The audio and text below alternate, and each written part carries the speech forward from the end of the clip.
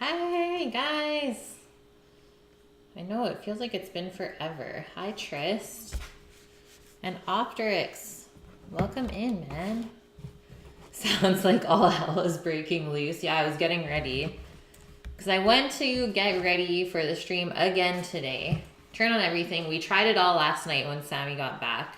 Made sure it was all working. So I turned on the computer. And then my stovetop camera is not showing up. So I'm like, what the heck? So then I called him again. Had to like switch around a bunch of things in the USBs. And then I just was like, I'm just going to restart the computer and start over. And so I restarted it, and sure enough, it's up. So I don't get it, but that's fine. As long as it's working, that's all that matters. For lunch, I ate kind of like a smorgasbord. A really weird like mixed plate. I had some steak and asparagus. And I also heated up some mac and cheese and vegetarian chili. It was really good together though. Like mac and cheese and chili. Really good combo that not a lot of people ever have. So I'm down with that. School food. Well, at least they have a good salad bar though. Processed chicken fingers. Oh man. You had the tour of Italy from the Olive Garden. What is that, Trist? What is that? Okay, so today we are making seafood gumbo with boiled rice. I was going to make sourdough bread, but I switched it out because I got a lovely little pint of strawberries from the farm today. So I'm gonna make a strawberry pavlova instead. We're gonna make dessert. And then tomato cucumber salad with goat feta for our veg. It brings me back, yeah, kind of Optrix. They do have good breadsticks and salad dressing. Lasagna, chicken parm, fettuccine. Holy. So you had like a mixed plate of pasta. That's unreal, man. Okay, I'm not going to go through all of the ingredients for what we're making today. It's quite a bit, but everything is posted in Discord, just so you guys know. If I make all this stuff today and you're like, this sounds lovely, I think I want to make that. Everything is already in there. So the gumbo will take a good 2+ hours to make properly, so make sure you give yourself enough time. It's not like a ton of hands-on time, but it has to simmer for a while just to get all the flavors together. And then the pavlova will take around an hour as well.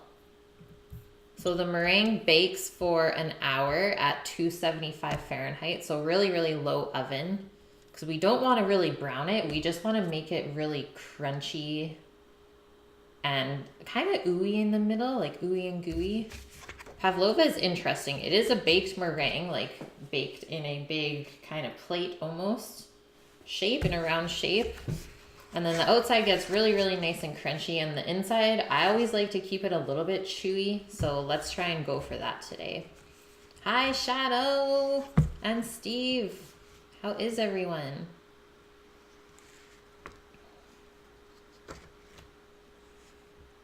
Yeah, R.I.P. Optrix. I am just kind of going with my own recipe today, Optrix. It's based off of one from Genius Kitchen, but I'm sure I'll tweak it a little bit for my liking. Shadow, what happened to yesterday's stream? Oh, hi, Death. Hi. Good to see you in here. I didn't see the update on Discord yet. I have not even looked. But it seems like everything's good since you're here.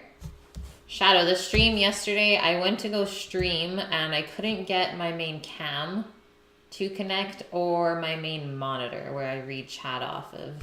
I couldn't get a hold of Sam, so kind of just gave up, but it gave me time to go out and hand out some resumes.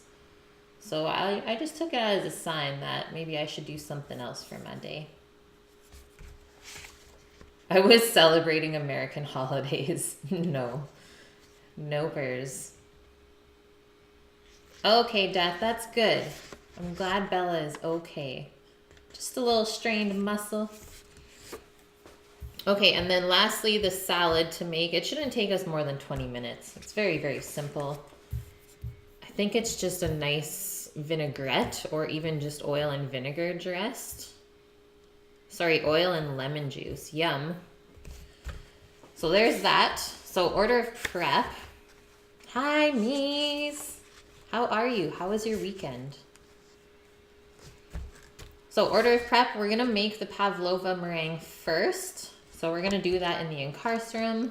Made a couple of meringues on stream before, I think. Maybe not baked style though. So this will be different.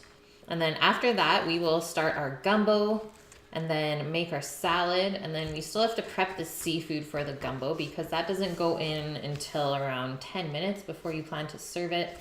That way your seafood stays nice and juicy, doesn't get dried out. It's true, Shadow. Yeah, at least I got some time to myself. It was really nice. You're wild, Fluffy. Love it, Mies. Yeah, my extra long weekend. Somehow I ended up getting Memorial Day off. It was good. It was really good, Mia. Finally feel like I'm like really at home here, so that's good. Death is happy, plus it's his birthday, guys. Today is Death Fury 420's birthday. Turning a young 32 today. The temp made it to 32, Steve. That's insane. It's been warm here, but it's been super windy, and I am not a fan of wind, so I've been kind of annoyed by that. Tristan, what did you do? Blue, my boy, what's up? Okay, so after we prep the seafood for our gumbo, we will whip up some vanilla whipped cream for our pavlova. After the meringue gets baked, you put like a huge amount of whipped cream on top, and then I'm gonna dress it with just fresh strawberries. And maybe we'll throw in some like mint and stuff on top. We'll see how it goes, but just strawberries and cream would still be amazing. So when we are at around the 25 to half an hour minute out of eating, I will boil some rice. We're just gonna keep it really plain because the gumbo has a lot of flavor. And then we'll put our seafood in our gumbo around 15 minutes before the stream is done. And then we will serve everything up and taste it. And that's it. Hello, Rook. How's it going? And Vyun, how was your stream today? Death, I'll eat 3 sushi rolls and beer will be there. Sounds perfect. That's a good birthday. And I don't know if you guys saw my post on Instagram yesterday, but new aprons came in. So the one I am wearing is new. Obviously you can see the embroidered logo. And then I have another one exactly the same as this one. I've never worn these type of straps before, so it's a little bit different. Just try and show you guys the whole thing. So here's the logo. It looks freaking awesome. And then these straps obviously can just get like hooked off. And then you can also interchange them. I know Will make some leather ones as well. And then here's the back. It's still cross back, so it's still nice and comfortable compared to having something around your neck. And then it also can attach from the back as well. And then there's just a thing to adjust the straps. They feel kind of weird right now, but it's still super comfy. And this fabric is really light. So he chose a lighter fabric compared to the rest of my aprons. Pretty stoked. Like really, really pumped. So we're gonna start the giveaway on Friday. Hey Rush, how are you? Are you back to work now? Yeah, new apron. Woohoo! What do I put in the front pocket? You can really put whatever. Typically, when I was in the kitchen chefing it up, I would put like my lists and notes and stuff in there, and they never fell out. Or you can even like put your phone in. I know Sammy used to do this and like used to kind of video himself chopping and doing stuff while he worked. So there's that as well. And then there is a pocket for pens and stuff, and then 2 pockets here. So it's a little different than my other ones. My other ones have like towel holders and stuff like that, but I don't really need those here, and I'm sure you guys won't either. So Tristan, Friday you painted some more rooms in your old house, finished the bathroom, went for a drive. Saturday was a car event, fun. Casino and a great dinner. Sunday, last of the house cleaning and installed an exhaust on a Jeep. That is great, dude. Sounds wonderful. Does it have a pocket protector for your fountain pens? Love it, Optrix. Take the apron off. No. The stream concept was flawed. No. You feel like you just failed at life. Vune. You did not fail at life. It's called learning as you go. And that should be the fun part about streaming. I know when I first started for the little bit, I would get really stressed out if things didn't go right on stream. And now I'm just starting to kind of roll with it. So honestly, whatever happens, happens. As long as you have fun, that's all that matters, man. Because people will always enjoy your company. That's why they're there. Those tats, though. Nope. You will never see them. You went back to work on Sunday. Wow, that was a quick 2 weeks rush. I can't believe it. Thomas is just getting older. Oh, man. Oh, the baked Alaska was so good, Optrix. It was really, really good. It flamed up. It was tasty. It took us like a couple weeks to eat it, not gonna lie, but it was well worth it. Seaview, people still enjoyed your stream. Okay, so we're gonna do a little bit of fun facts before we start. Shouldn't be too crazy of a stream today, guys. I think everything is spaced out really nice, so we don't have to really rush. I think I would have rushed more if I was baking the bread, though, just because sourdough kind of stresses me out. I don't know why. Just tease them. This is like one of my comfiest shirts ever. It's like a good 5 years old, I would say. But it is the greatest. And there's a skull on the front of it. So I don't know if you guys know this, but I really like sugar skulls. I have a pretty big collection of them, so anything with skulls I am so into. Do not have a skull tattoo, though, yet. No, Scat. You're at work. Boo. We're gonna miss you, man. Optrix, that sounds amazing. I want to do that. Pavlova is the king of desserts. Okay, let me get going into this fun facts. You guys are full of energy today.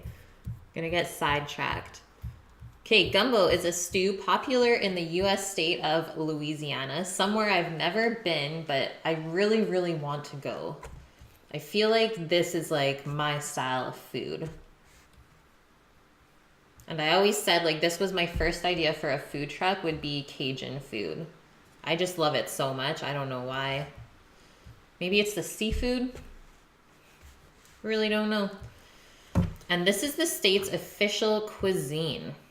So it may have originated in southern Louisiana during the 18th century, possibly as a stew made by the Africans. Oh, before I start, do you guys notice that the whole setup is kind of moved over a little bit more? So instead of us having the island in kind of the middle of the kitchen, we decided, why don't we just see if we could like push it all the way over to my shelving and see if this works better. And so far it's working a lot better. And it actually gives us room in here to like put a table and stuff to eat at if we want. Don't even bother with the gumbo. Thank you, Steve. Yeah, this apron, I don't even really feel it on, so that's good. Optrix, you went to the Jazz Fest French Quarter Lake Pontchartrain. Amazing. Yeah, I really, really want to go to New Orleans. So gumbo consists primarily of a strongly flavored stock, meat or shellfish, a thickener, and what Louisianians called the holy trinity of vegetables, named celery, bell peppers, and onions. So I need to go grab some bell peppers because I don't think this was in the recipe that I looked at. So they're already breaking the rules, and I don't like that. The knives are in a different place. Yeah, it's a little bit different. Oh, there is okra. The okra is just in the freezer. I wanted to fry it up. So if we have extra time today, let's try and crush everything. And then we'll make kind of like a cornmeal style of batter and try and fry up some okra. But if not, I'll just throw it in to the gumbo. Just not a huge fan of the texture of okra, but the flavor I like. So typically if it's fried, I am all for it. It's kind of like jambalaya. Like that's a good thing to compare it to, but gumbo has like so much more flavor. It's like a very deep, dark flavor. Gumbo is often categorized by the type of thickener used, the okra, the filet powder, which is dried and ground sassafras leaves. I don't have these, but I remember in culinary school that we used that, and it was very interesting. And then sassafras, the roots, is what root beer is made out of. So you can kind of think about that flavor. And then the roux, which is a French base made of flour and fat, equal parts. Yeah, okra can get slimy. It's very, very weird to work with. The dish likely derived its name from either a word from a Bantu language for okra, called ki ngombo, or the Choctaw word for filet, which is called combo. Yes, Optic.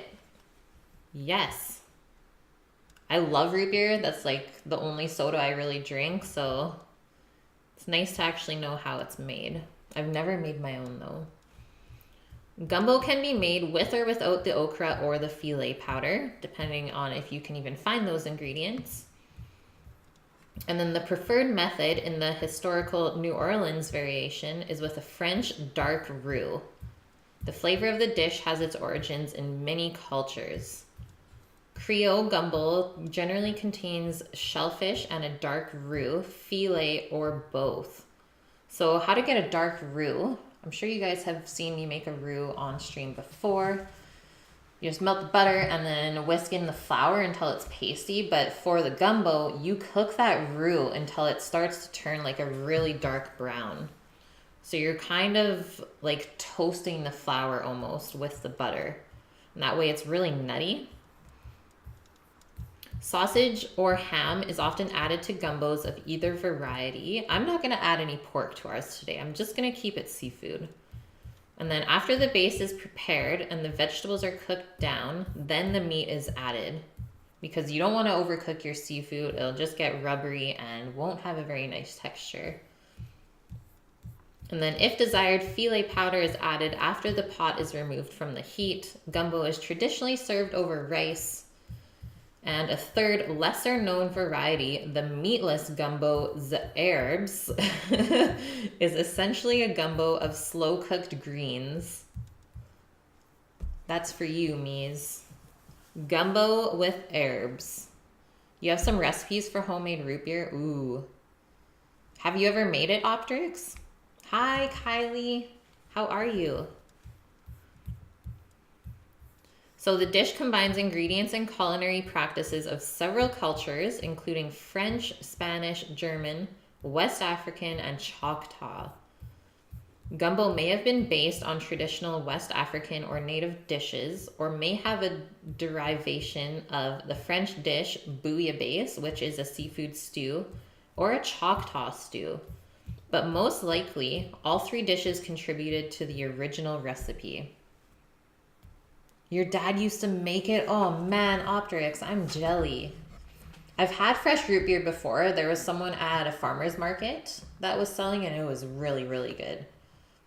I'm doing well, Kylie. Thank you for asking. Excited to cook this stuff today. Couple of my favorite things, so I'm pretty pumped about it. So, gumbo was first described in 1802 and then was listed in various cookbooks in the latter half of the 19th century. The dish gained more widespread popularity in the 1970s after the U.S. Senate dining room added it to the menu in honor of Louisiana Senator Allen Ellender. The popularity of Chef Paul Prudhomme in the 1980s spurred further interest in the dish. Gumbo is the official cuisine of the state of Louisiana. Woohoo! Okay, that's all we're going to get into for gumbo today. Let's move on to Pavlova, and then we can get started.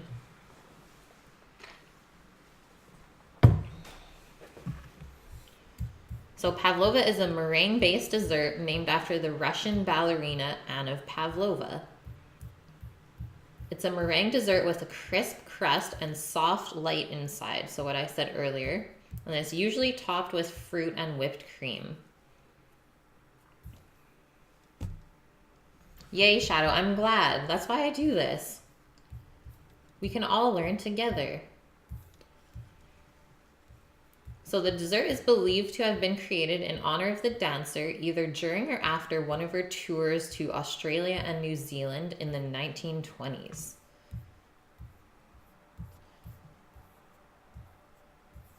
The dessert is a popular dish and an important part of the national cuisine of both Australia and New Zealand. I didn't know this.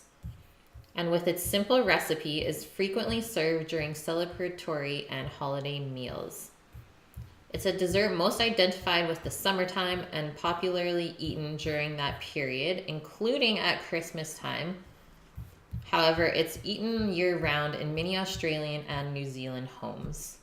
Pavlova can be eaten anytime. I'm sure if you do like the right variation with flavors, it would be good year-round. It's easy to F up. If you F up the meringue, then for sure.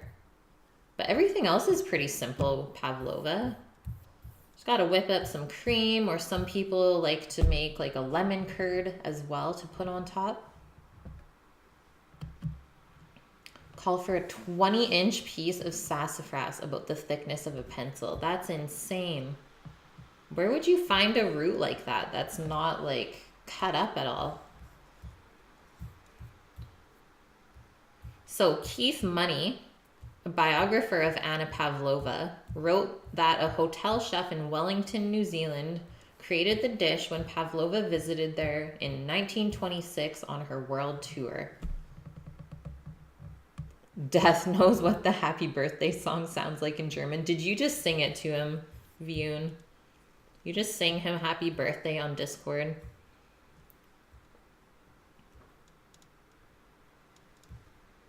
Holy, Professor Helen Leach, a culinary anthropologist at the University of Otago in New Zealand, has compiled a library of cookbooks containing 667 Pavlova recipes from more than 300 sources.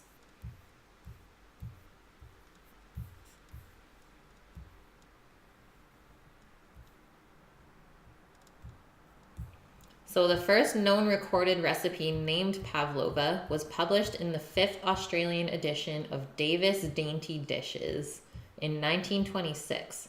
However, this Pavlova recipe was not meringue-based, but was instead a multicolored gelatin dish, so some kind of jello. That's very weird. That's like the complete opposite of what we know as Pavlova.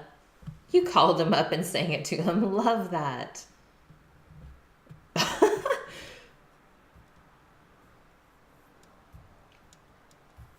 So Pavlova is made by beating egg whites and sometimes salt or lemon juice, and that helps the eggs whip to a very stiff consistency.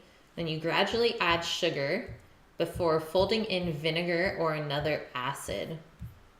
You can also add cornstarch and vanilla if you want. I think I'm going to put in some lavender. I've done this before and it's really, really good. Actually, I should post my Pavlova on Discord for you guys to see, the one that I made when I was like pastry chefing. Probably one of my favorite things ever.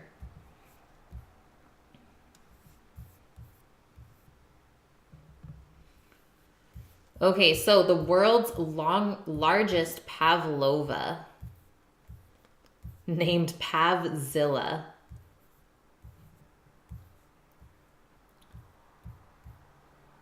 It stretched 64 meters long compared to the last one, which stretched 45 meters long. That's insane.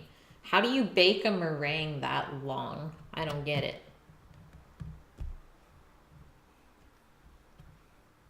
I think the last recipe was just for show because he didn't want to have it called the Devil's Pavlova Cookbook. Probably Vune.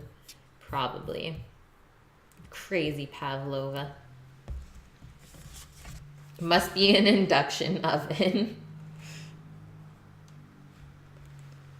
Okay, real quick, I'm going to look for this photo. I have to scroll back a bit, and then we will get on to making our meringue.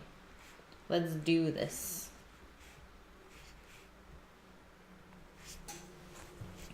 What's everyone eating today? Has there been some good food so far? Or what do you plan to cook?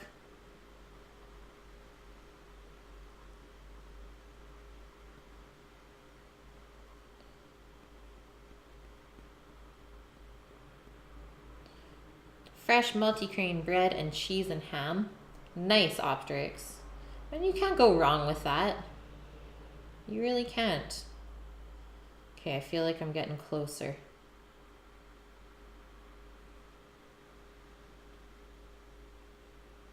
Yep.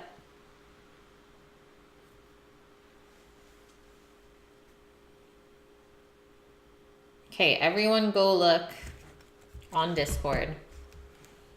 Chili con carne with rice, everything drowned in cheese. Love it, Vune. Rush, Chinese takeaway, yes. Optrix, how can you not be addicted to freshly baked bread? Steve, all you're eating is carrots? How and why? 3 sushi roll challenge. You can do it, Death. You can do it. Okay, so the Pavlova in Discord, I did strawberries and cream variation as well. So I think I did lavender meringue there with just a simple whipped cream. The strawberries I roasted in the oven until they were super soft, and I think I roasted them with a strawberry rhubarb hard cider that we made at the brewery. And the sauce around it is rhubarb curd. And then those little like crunchy pieces is cornflakes tossed with white chocolate. And then I just picked some fresh catmint from the bee garden to put around it. Yeah, we want sweets now. That was like my favorite dessert that I made as a pastry chef. I love all the colors, and those are like my favorite flavors. Let's do this. Let's get into it. So we need 2 teaspoons of cornstarch and 1 teaspoon of white vinegar. I have white wine vinegar, so I'm going to use that instead. So what it says is, in a small bowl, dissolve the cornstarch in the vinegar and set it aside. Go into the food photos section, Optrix. And I just posted a Pavlova there. Pharaoh, did you consider making sarma? I've never considered making sarma yet. How do I manage to stay slim with all that good food? Believe me, I am not staying slim. But I do bike ride a lot, and I like to stay active, do stuff outside. So I think that's the key. Okay, so we're going to dissolve cornstarch and vinegar together, and then in our mixer, we're going to beat our egg whites until they're frothy. So we need 4 egg whites. I'm going to use 3 duck egg whites, and we're going to keep the yolks today. Do I have a Crave Cupcakes there? I think we had it in Vancouver. If I am correct, I'm quite sure. And I don't know if Sam and I ever got a Crave Cupcakes there. I don't remember.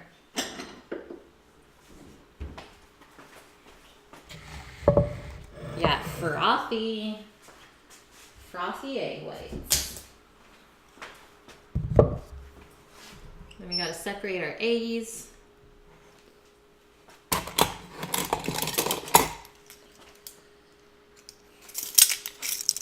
So 2 teaspoons of cornstarch, 1 teaspoon of vinegar,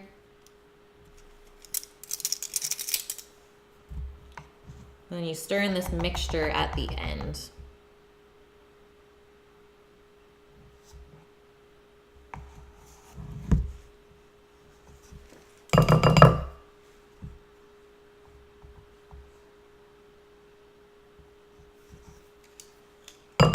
Of course you can say how wussy your students are.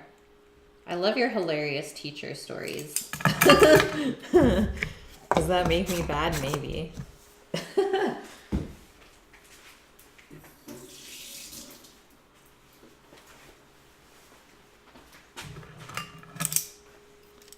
I must try the cupcakes. Okay, Steve. I don't know if there's one here in Victoria, though. Oh my god, Optrix. They are wimpy. You think that they would, like, maybe at least be happy that they got to go outside? Like, seriously, that was one of my favorite things when I was younger, is like, yeah, class outside. Best day ever. Is that what the world has come to? Makes me sad.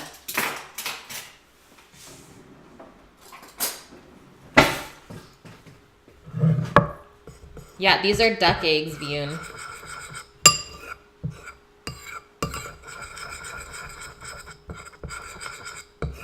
I don't think I've ever mixed cornstarch with vinegar. The smell is throwing me off.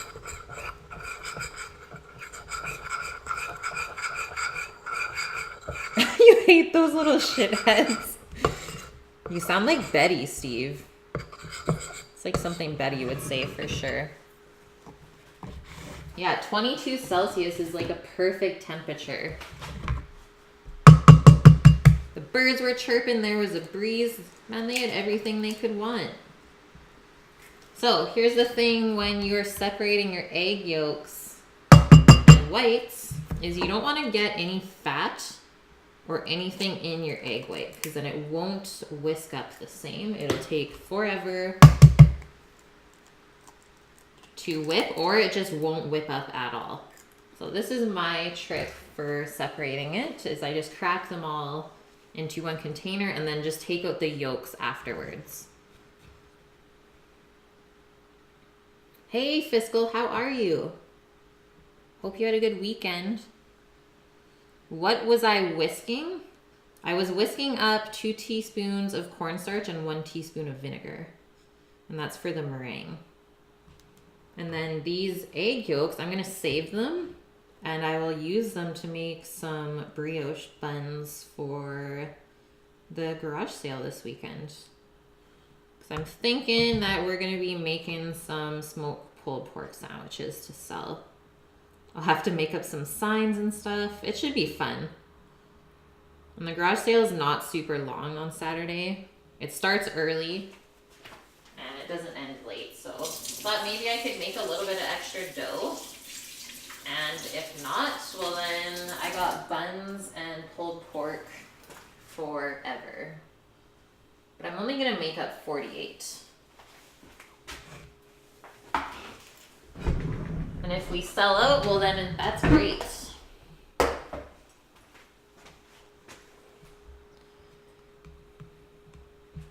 Hey Bachelor Life, good to see you in here. Hey, let's go over to this guy. Maybe I'll move it up a bit. Put our egg whites in there.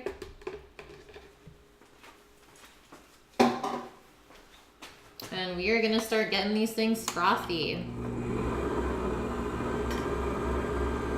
Drew, seafood gumbos. Is shrimp scampi included? I mean, I suppose there will be butter and garlic and shrimp in the gumbo. So I hope that's close enough. Hey, McNeil and Chickadee China. Good to see you guys in here. Hopefully that's not too loud. I'm gonna measure out the sugar, which we need 1 cup. 1 cup of white sugar. And hello, helicopter.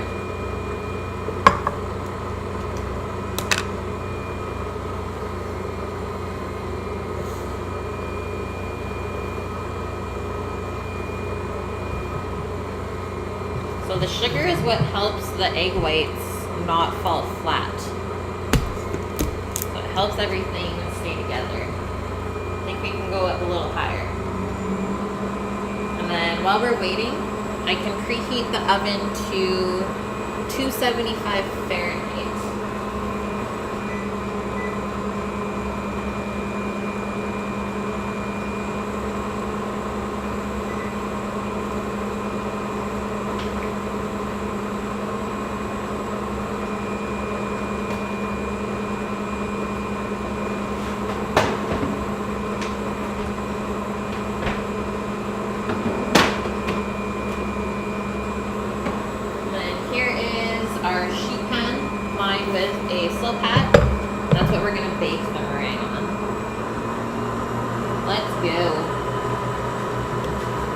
Gumbo, Southern Greatness. I know. I'm so excited.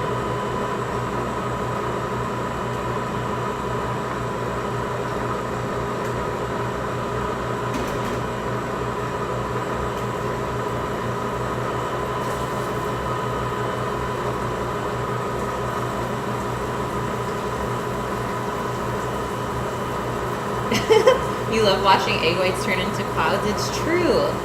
It's so much fun. Percy Bridgman earned a Nobel Prize for his work on high-pressure physics.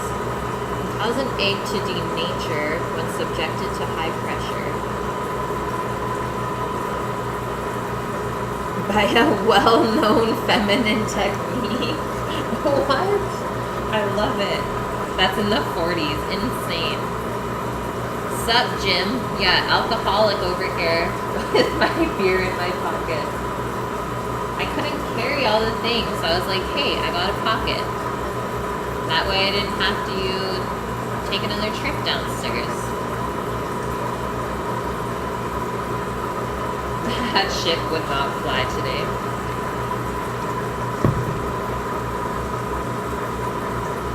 China, this mixer is called an encarcerum.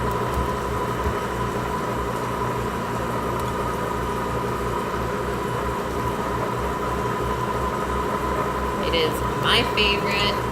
That is that.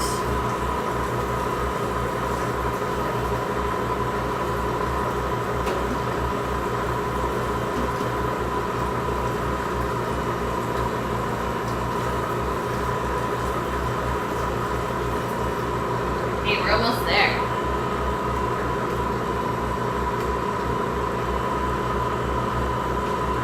We want everything to be frothy. Sometimes it looks frothy on top, but there's still liquid egg white underneath. So you just want to make sure that it's all frothed. Otherwise, it'll take a little bit longer to whip up.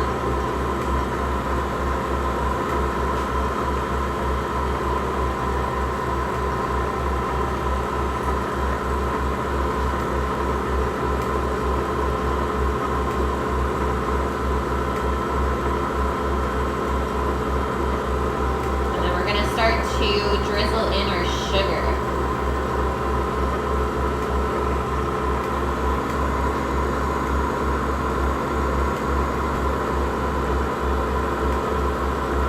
I think the time is now.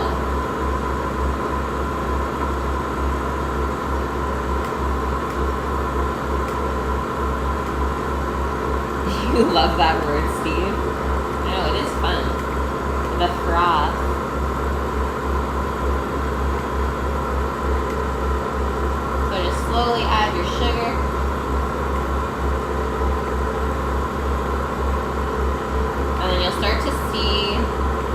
egg whites kind of change in texture.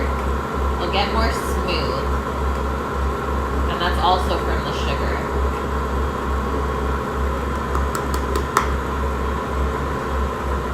And then we can't forget to add in just a little bit of lavender. I'm just gonna sprinkle some of that in. Did I do any yard work? Yeah, I pulled out some weeds and stuff and I found a snake. We got a snake in the yard. I'm actually super pumped about it. So I was weeding in one part, like kind of down by Samanai's bedroom. And I found a little snake in the bushes, and then when I was weeding up in like a higher part by the rocks, I found 2 of his snake skins that he shed. So I got super pumped about that. And I noticed there was like a little kind of burrow going under one of the rocks, so I'm guessing that's where his little den is. We got a snake. Lavender is edible, yeah, helicopter. So this is stuff that I've picked. So when I was in Vancouver, there was a spot with like a ton of lavender blooming, so I just like went and snipped a bunch off one day and then let it dry, and I picked all of the flowers off. Lavender pork chops, that is so cool. Hey, we're getting there, guys. I think I'm gonna turn it up a little bit more. Yeah, not all types of lavender are edible, that is true. You gotta know which one. It's just a little garter death. Like, he was super small.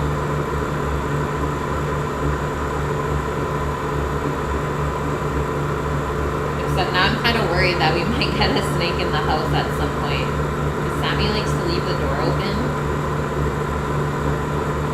Stream's getting saucy, Elvis. This meringue is looking fab.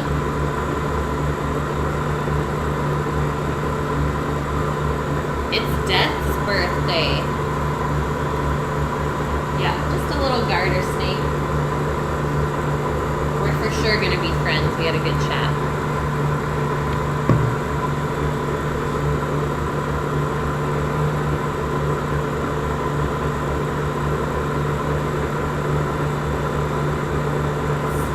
Glossy. Do you see how shiny it's starting to get? Snakes live in Canada. Yeah, they do. We only have 4 types on the island, and none of them are harmful. So that's good. Keep it as a pet. I know. I would.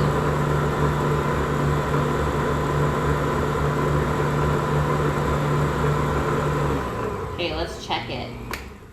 I know we're almost there. I just want to show you guys. So see how it's still wobbly? That's like soft peaks. I'm sure you guys have known that before. So we got to keep going until those stand straight up. They can't flop over like that. But while it's stopped, I'm just going to put in a handful of the lavender. And then it should only be, let's say, 3 more minutes, I would say. You live in Canada? Yeah, Drew, where do you live?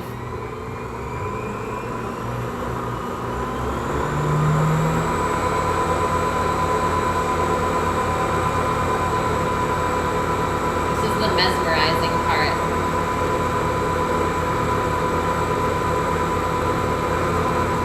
Hello, Spyros, how are you? I am doing well. Steve, you have rattlesnakes? What?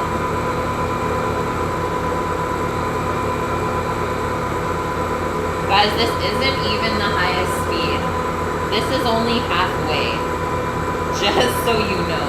The power of this mixer. I'm like scared to even push it there. Like how? Woohoo! Insane.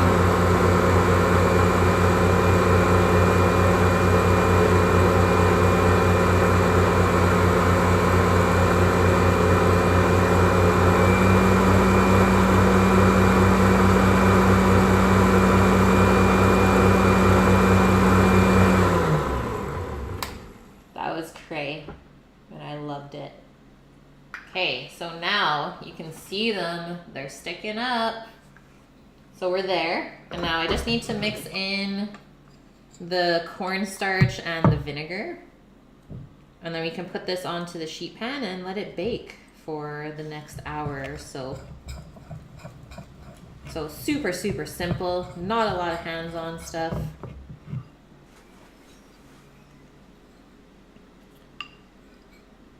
Oh no, helicopter. I'm sorry to hear that.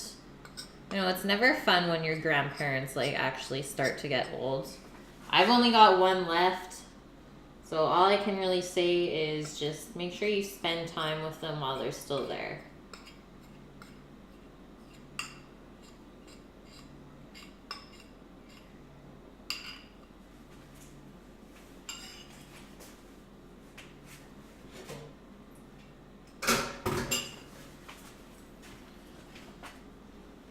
He's got a stomach ulcer.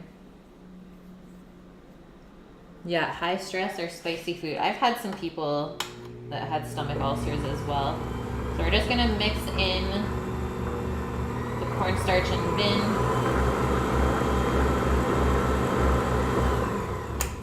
Like so, and we are there. Yeah, lots of rest. This is amazing looking.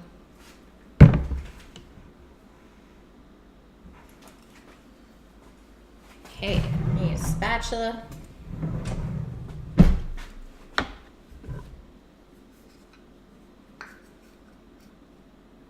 Python tasted like ass. But rattlesnake's amazing. Well, thank you, Death, for letting us know.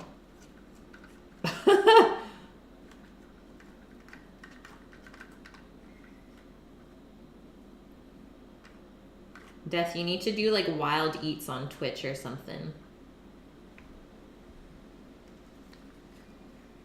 Be the snake hunter.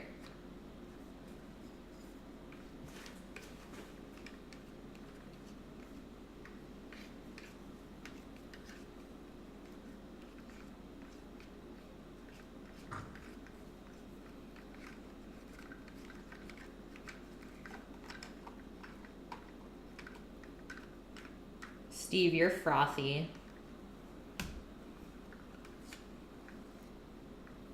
So frothy.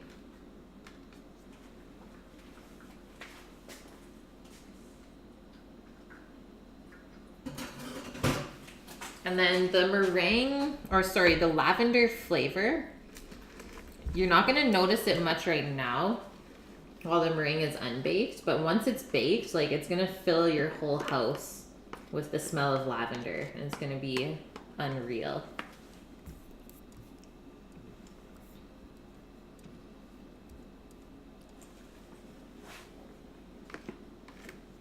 So it says you want an 8-inch round disc of the meringue. See how nice and glossy this is though? And it's still holding its shape. So I'll pile it up to start, and then I'll smooth it out.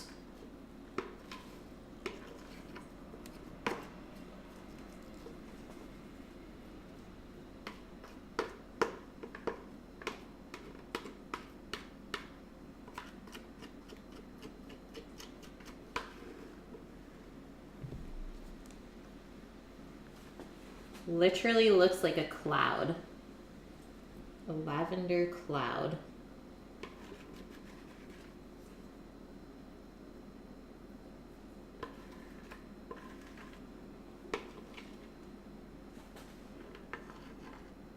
Okay. You've got it all. Can I eat it like that? Or will it taste crappy? No, you can eat it like that. It's just super sweet right now. Like if you wanted to eat it like this, I would put in some vanilla. Like I just licked my finger. Just tastes like you're eating a cloud of sugar.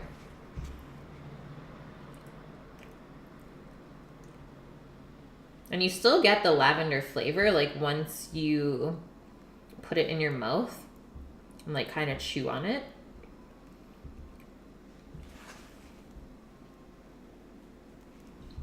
And obviously you don't want to overdo it on the lavender flavor either, because it can get overpowering and just start to kind of taste like soap. So you don't want that. You want this to be nice and even as well, thickness wise. And that way it'll bake up evenly.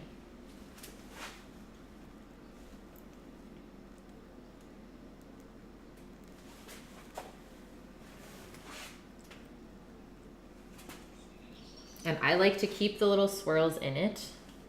It's like kind of a design. I think that's why I like Pavlova so much, is because it is like very rustic. Like you can definitely make it your own. So that looks good to me. Just wipe this last little bit off the spatula. And the pan. And there we go. Meringue good to go in the oven.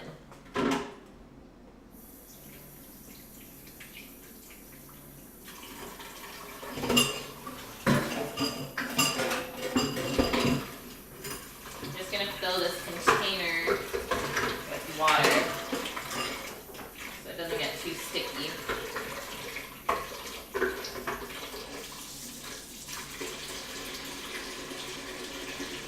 So I'll set a timer for an hour and then we'll check it at that point.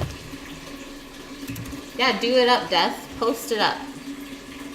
Don't be afraid to post things twice if you need to. So 1 hour and 15 minutes it says, or until it's golden brown.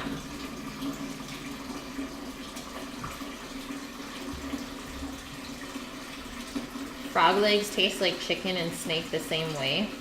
Probably. Hey, sounds good, Bachelor Life. Thanks for being here. Hopefully you're on when I'm done, and then we'll come and raid you. Okay, Pavlova going in, my peeps. I just noticed that there's a ton of water here, so we're gonna take that out. Not needed.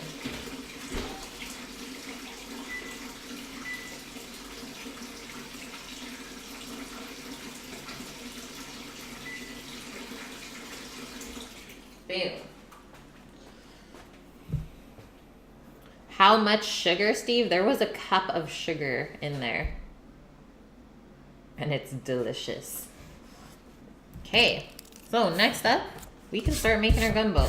I'm just going to fill up my water, take a bathroom break, put away the mixer, and then we're gonna get started. And we'll finish the rest of the Pavlova stuff after, later on when we have more time. But we want to get this gumbo going pretty soon.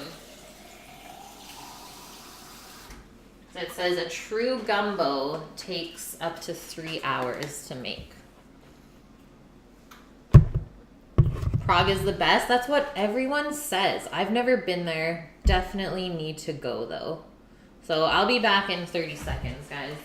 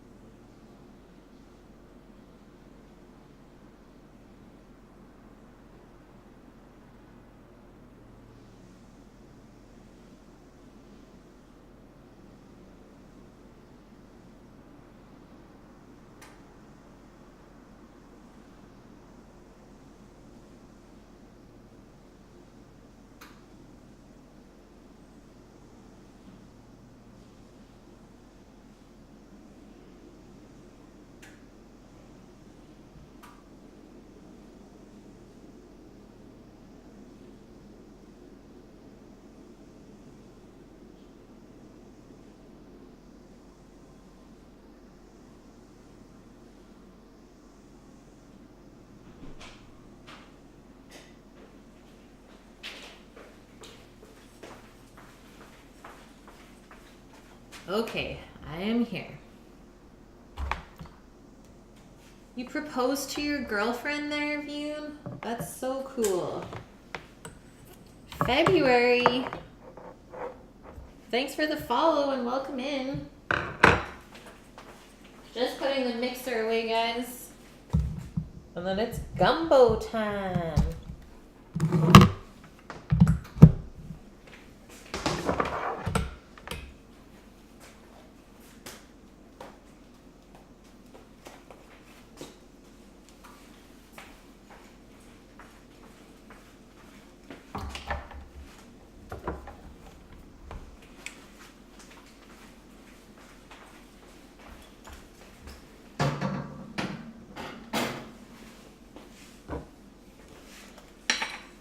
Boom.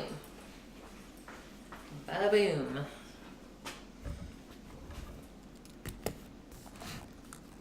You think you're gonna surprise your wife with a mini vacay to Prague? Sounds nice. Can I come too, Vune?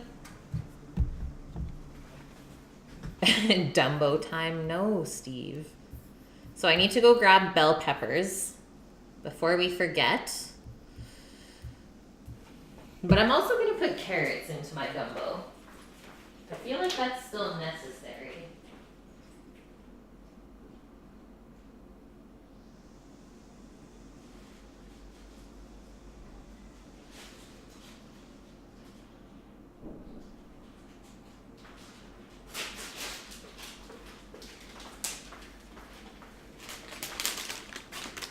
Done. Mini bell peppers. I wumbo. You wumbo. We all wumbo. For gumbo. Okay, so for this recipe, it says it serves 6 to 8. We will see about that. I think I might have to grab a bigger pot from upstairs as well. Thinking I'm gonna make closer to like 10 or 12 portions. And then I will jar some and put in the freezer. And that way we have soups ready to go for lunch at any time, or if we just don't feel like going out to eat on the weekend. Yes, that sounds amazing, Vune. Is your wife gluten-free, Vune, or she just doesn't like beer? The Lumbo versus for ice cream song. Craziness. So, gumbo starts out with, I don't like this recipe already, they do oil and flour. That's gross. So you want equal parts butter and flour for your roux. And then you want some onion, celery. It doesn't call for carrots. I still want to put 2 carrots in. And let's do 4 of those baby bell peppers, or let's say 2 large bell peppers. She doesn't like alcohol in general. Okay. I'm good with that. Yeah, roux with oil. Yeah, just gagged. Me too. But how are you? How was your weekend by the pool? And hello, Steampunk. Good to see you guys in here. We need some okra as well. So I can pull that out of the freezer. This is the only way I can find it here.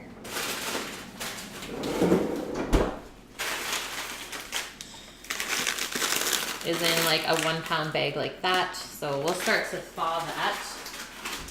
It says premium quality. Let you go down and see what Prudhomme says. Yeah, he's probably gonna say no carrot, but I love carrot in soup. Hey, Onionies, how are you, man? Hope you had a good weekend. You got a dog walking gig for the week? What? Maybe that's what I should do, is start dog walking. There's a ton of dogs around here, and a lot of old people. Okay, so we also need a quart of chicken broth, it says. You can use whatever broth you want. Obviously, don't use beef, though, is my only thing. I'll probably just use vegetable broth instead. Start dogging. Onionies. You need a can of tomatoes. I'm going to use this one with diced tomatoes in it. That is my go-to. And then garlic bay leaves, 2 to 3 tablespoons of crab boil, which I'm guessing is Old Bay spice, which I do have here, so yay for that. Salt and pepper, some kind of hot sauce, so I'm gonna use my Chipotle hot sauce that I make. And then seafood wise, I have prawns, the leftover halibut, and then I picked up a little can of whole oysters and 2 cans of whole baby clams. So just straight seafooding it up. And that's it. 2 untrained golden retrievers. Yeah, that's gonna be interesting, but they're gonna just drag you around. I love that though.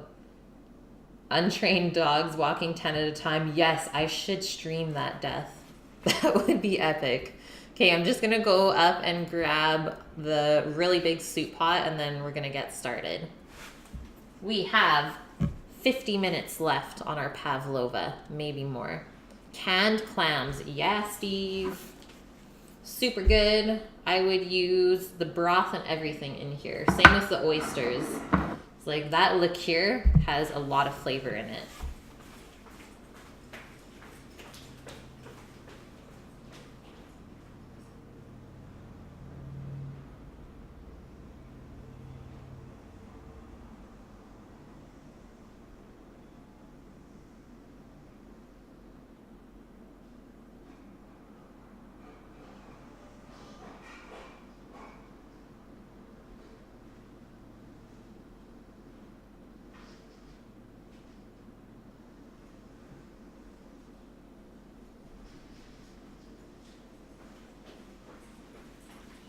I need to just check where Doggo went. She's somewhere outside, but I haven't seen her in a while.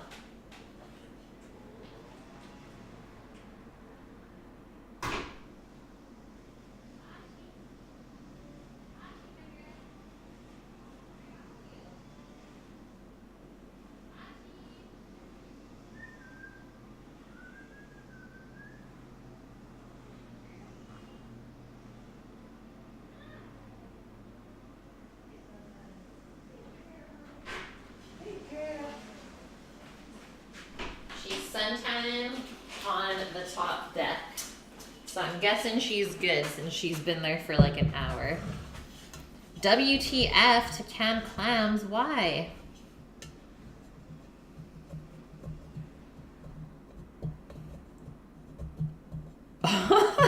They're a little older, but one is super hyper.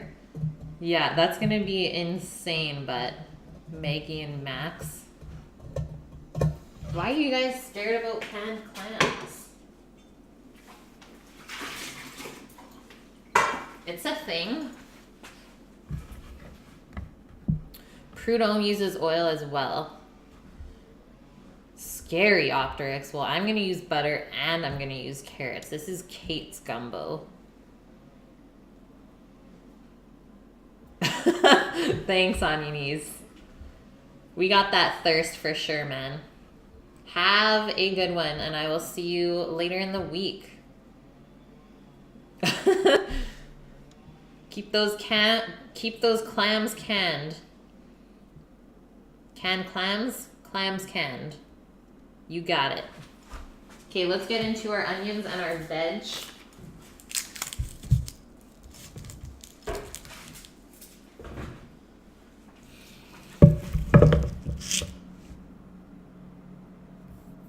So we're gonna make our roux in a smaller pot so that we can still saute the veg and everything else before we make the soup. And then we'll just put the roux in with the veg after it's sauteed, and then we can add our broth and our tomatoes. And then the roux is also what's gonna help to thicken the gumbo. So gumbo is quite thick. Thick.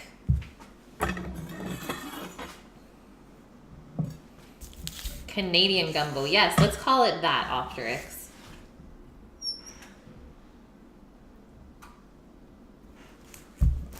Butter hype, shadow. So I'm gonna do 1.5 onions. We're gonna go for a nice small dice today.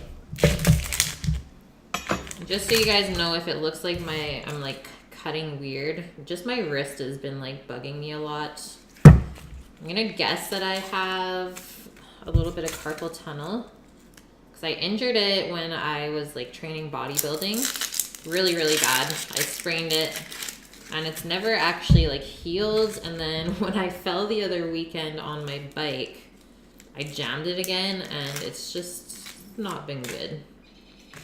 So it's like right here is just like super painful with some movements. And it's really annoying. But I'm trying to do my best. Hopefully it just like works itself out.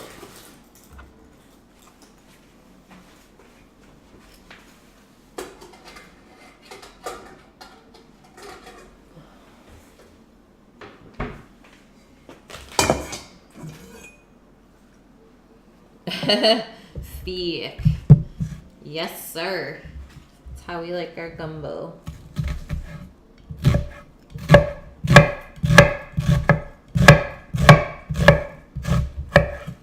And I have to say, like, the carpal tunnel thing is like really bugging me because I don't want to stop working with my hands ever. Like, that kind of scares me if it's this bad already. I don't know. But hopefully I can get it fixed.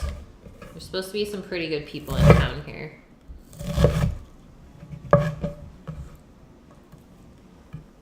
Don't know if anyone else here has carpal tunnel or like knows people that have it.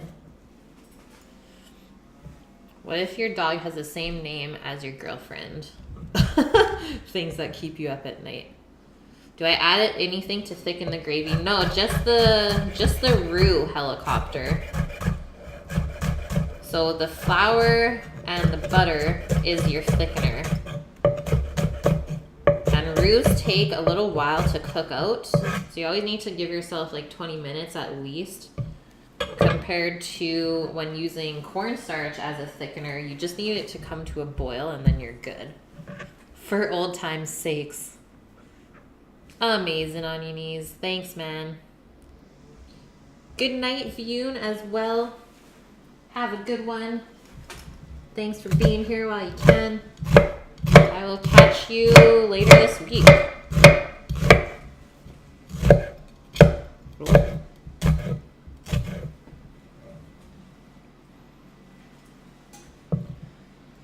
By that time, I could have robot hands. Let's hope so, Steve. Maybe that's all I need. Or maybe I just need to, like, be ambidextrous. Start to learn with my right hand. That would be so hard, though.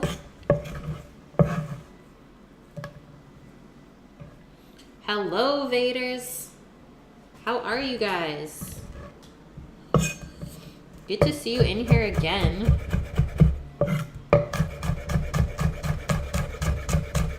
Just starting to make our gumbo.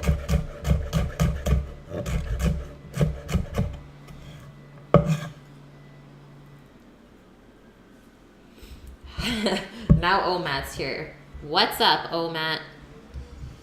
How was the weekend, man?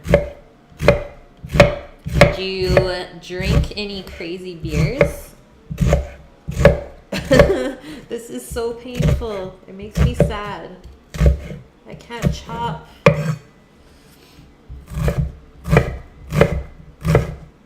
Guys, I need slap chop. Slap chop ambassador right here.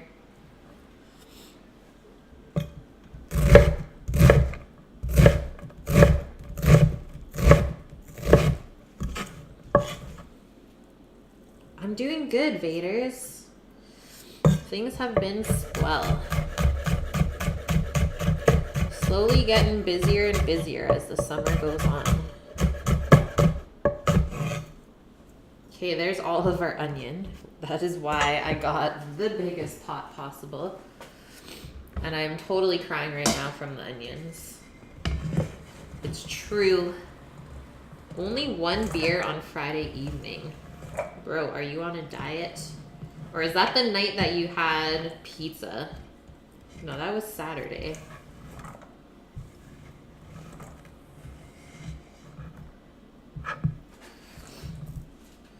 Oh my goodness, okay, I need to walk away for a sec. We're good. We're good. You've never tried gumbo, Vaders. You guys need to. Have you explored Cajun cuisine much at all? So we're just gonna quickly wash up the celery. There's usually some sand at the bottom.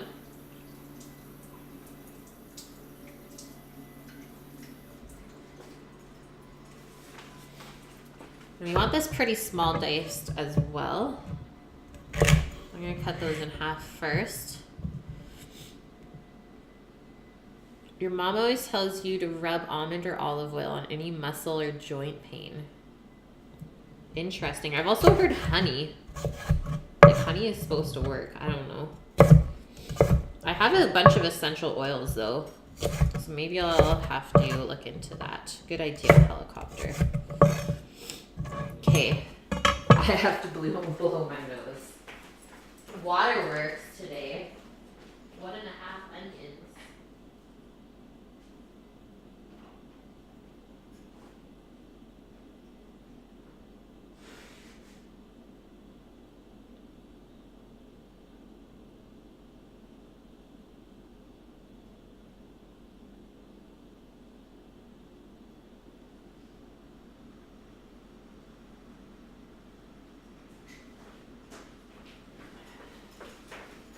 We're back. Feeling fresh. Eric, this is a Shun.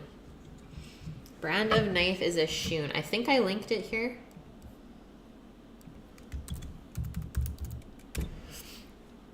Nope. Let me see for a sec. Should be.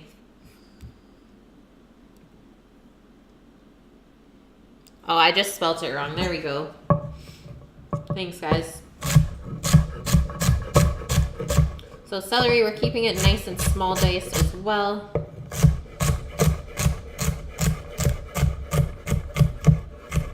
Gumbo is like a little bit more fancy, I think. So whenever a soup's more like fancy, I always like to cut the veg smaller. Just shows off your knife skills a little more. Keeping things dainty. You get drunk by being sober. You had a Sunday Sessions beer on Friday. Yeah, that is so badass, oh Matt. How dare you? Vaders, you want to try gumbo and a crawfish boil? I need to try a crawfish boil. Like, ugh. Go to New Orleans, find a crawfish boil, everything will be well.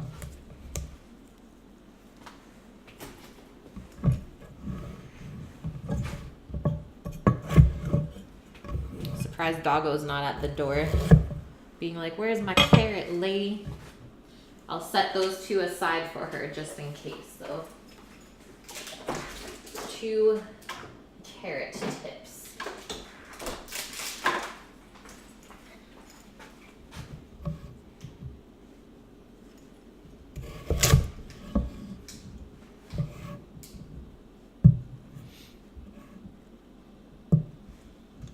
So cutting those in half.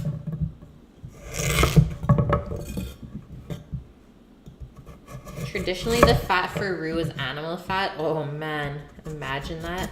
Just some beef fat.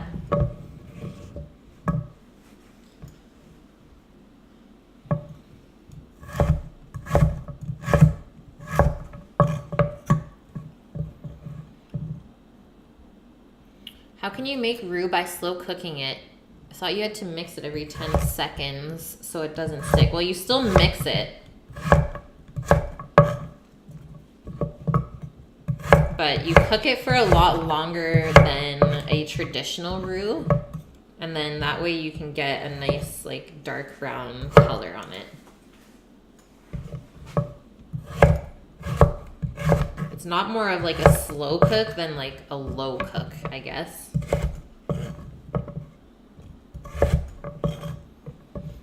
Mr. Niner, gumbo. Doing that gumbo stuff today. What seafood's going in? Good question, Vaders. I am doing halibut, shrimp, and then I have canned clams and oyster. We're not doing any sausage today or pork products. But you could totally add sausage. Typically andouille would be the best. Pashi Poo, where are you? She's really enjoying being outside. I'm kind of shocked. Usually she's wild, as you guys know. Oh, there's carrots dropping on the floor. She's got even more snacks now. You made your own ginger beer? Yum, Omat. It's ready this evening.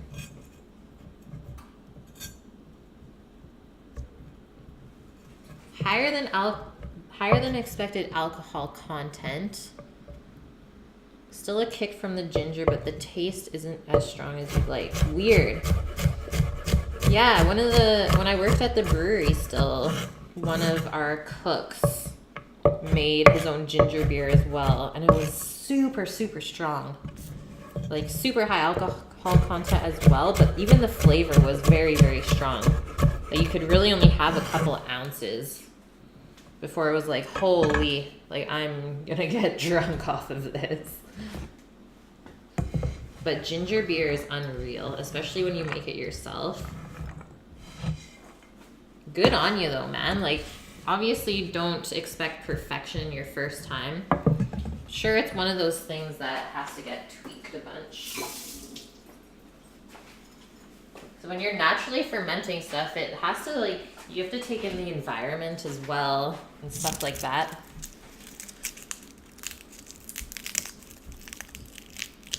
You used to cook animal fat and flour over several hours. Yeah, like super low temp then, Optrix. So garlic, let's do these 3 cloves, and I have one small one over there as well.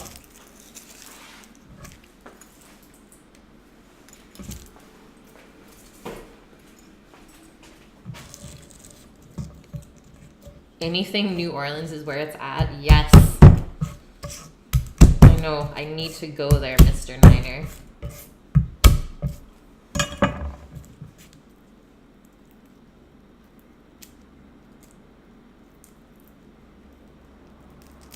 Standard root beer has about 0.5% of alcohol. Nice. I like that.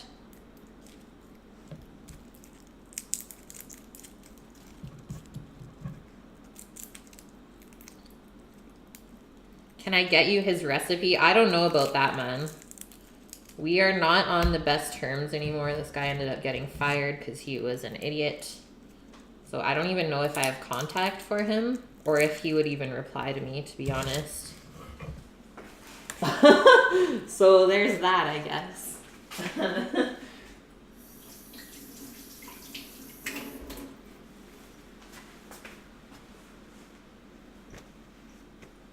But I think he just used a recipe from online, if I'm not mistaken, Omat. So I don't know if it would even be worth it.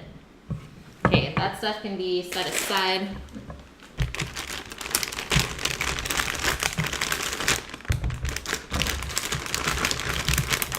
Get out a couple peppers like so. And we're gonna cut these up the same size. You'd love to brew a porter. Yes, Vaders. Really enjoy the brewing process. Like, I could for sure do that as a career. But I've always loved science and stuff like that, so that's probably why.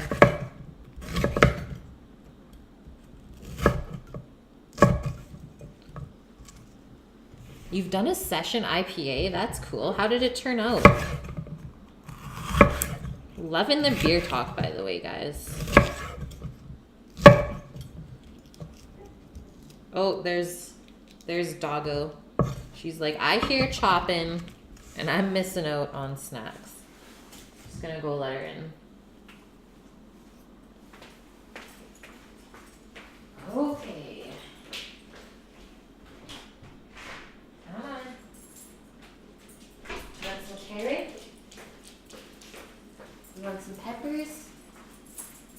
What's this?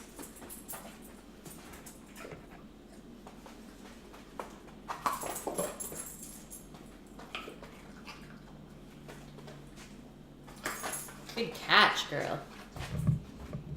Okay, what about this one? Come. Nice. Now that's teamwork. I didn't want to swear, otherwise I would have said it. You hate peppers, helicopter, but they have to go in. They have to go into the gumbo. It's a must. It's called the Holy Trinity. You'll just ask more ginger and less yeast. Ass it, Omat. Ass that ginger. I thought that was just your new slang, maybe. You need your own hashtag in Discord for beers? Yeah, we could do that.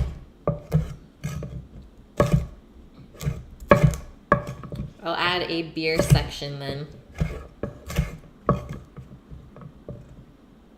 It was amazing just how you like beer. It came out really clear. Nice. I like unfiltered beers though.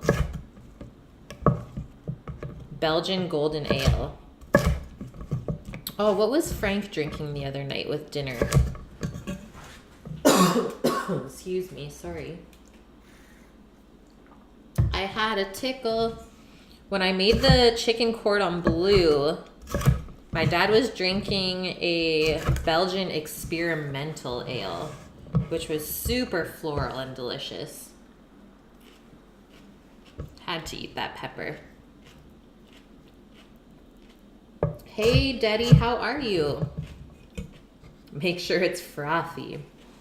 Jet, thank you for the follow and welcome in.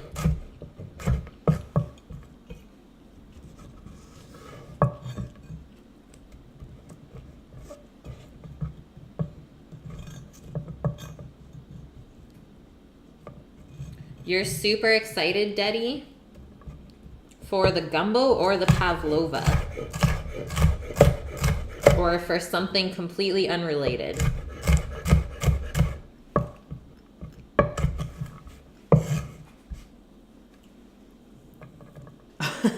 Had to eat that pepper. It's true. It's like sometimes when you're working with veg, you're just like, I need to try this. Keeping my memory straight on my flavors.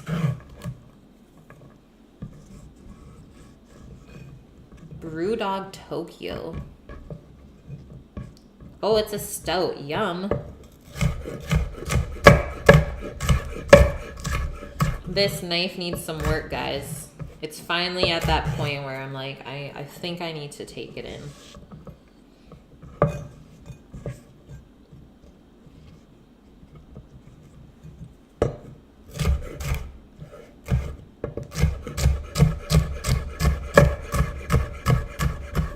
When you can't go through a pepper skin, you know there's something wrong.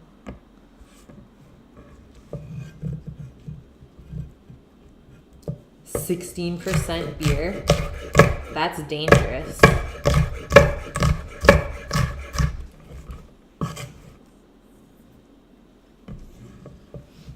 You only like jalapeno peppers? You only like spicy peppers?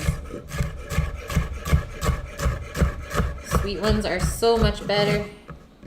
I'm not a huge fan of green peppers.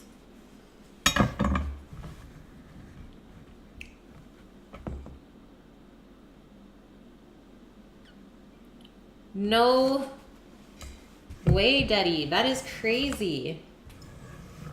So you're just like having a crazy reaction to onions and garlics?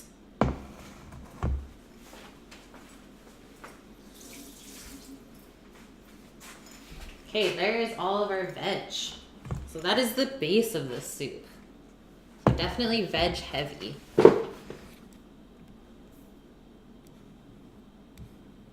I'm gonna keep the okra out because, like I said, I want to garnish with it. Hopefully do up some kind of cornmeal batter and then fry it. Okay, so I need to get out a couple bay leaves, some hot sauce. Optrix, gifting the sub to Omat. You're gifted 2 subs in this channel already, man. Thank you so much. That's amazing. Just keeping the fam together, and I appreciate that so much. Yeah, raw garlic is intense, faders. It's true. Mad King Matt, what kind of seafood? I am using halibut, shrimp, and then I have canned clams and oysters. It's actually if your gallbladder is filled with stones blocking bile production. Craziness. Well, I'm so happy for you, Daddy, because yeah, that's something that is like in almost everything that people cook.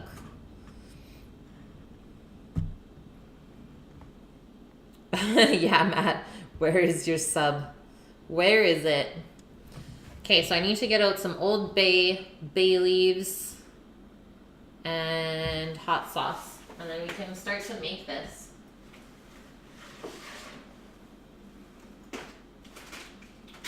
The leaves of bay.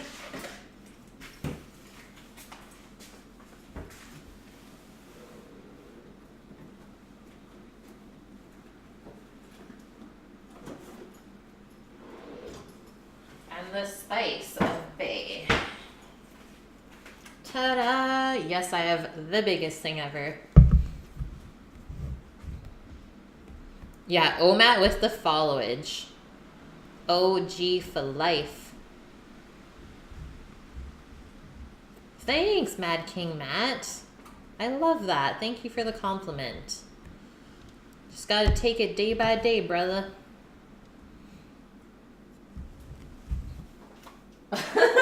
Lasagna. Vaders. It's too good. Okay, let's bring over all of our things. And I guess I don't have to open the clams or the oysters just yet. Just the canned tomatoes. So we can start sauteing our veg, and then we can also make our roux at the same time, because they're going in different pots.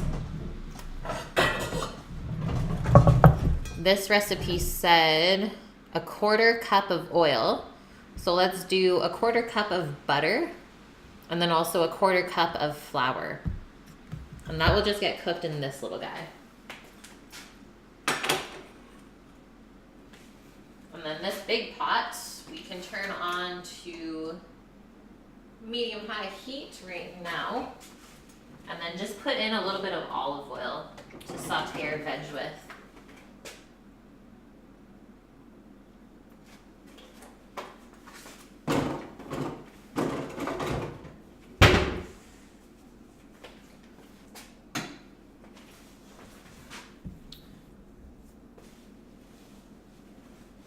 Twins down to the hour. That's amazing, guys.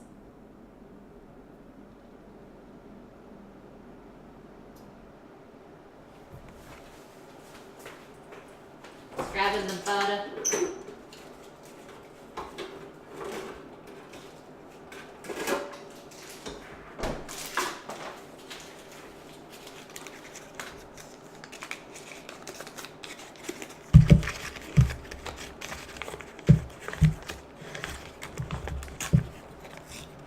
We have a store called Beers of the World. That is very cool, Optrix.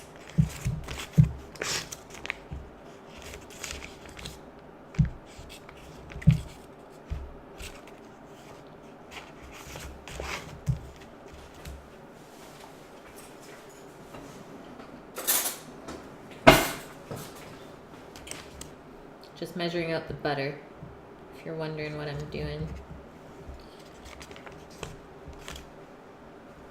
Gotta love the measurement table on the butter wrapper.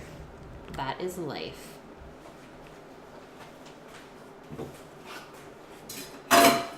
So we can turn that little guy on as well. Just getting it melted.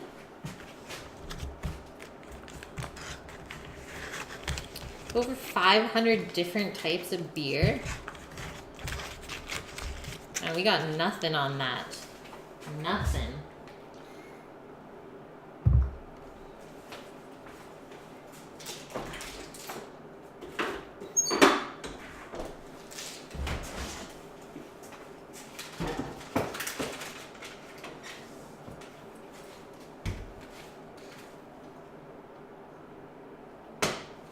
Okie dokes. I'm getting so excited now. We need this for sure. Gotta have that wooden spoon.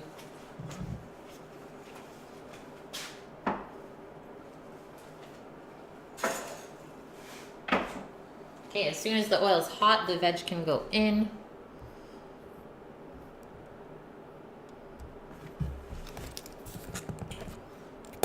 And then after this, we will make the salad. So guys, I will post, or I will just make the text channel right now in Discord for beer.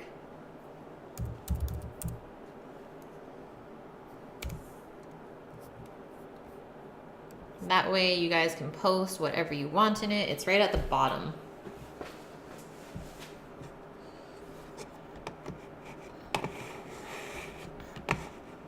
Oh, those Leafman beers are like the cheap version of fruit beers. There's so much better than that out there, Optrix. Like, I love lambics. Can you make one for nudes too? No, Matt. Nudes as in noodles, yes. Okay, our oil is just starting to smoke. Got that sizzle, we are good.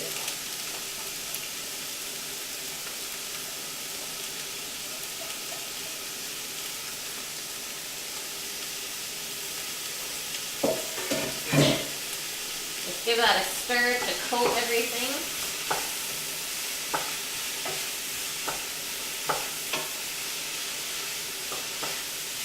Really nice and colorful.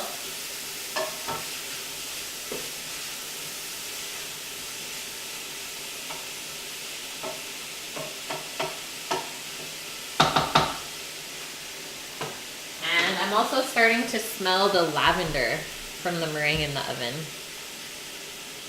Lindemann's is a good lambic. Really, Omat? I think there's better out there. I think there's better. So you can kind of hear how the veg has cooled down the pot. So the sizzle is starting to slow.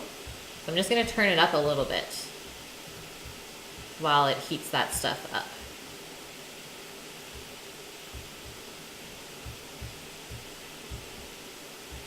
And then let's get together some vegetable stock to put in as well. Leafman's equals Lindemann's. Okay. Let's see. I'm gonna get into it with you guys.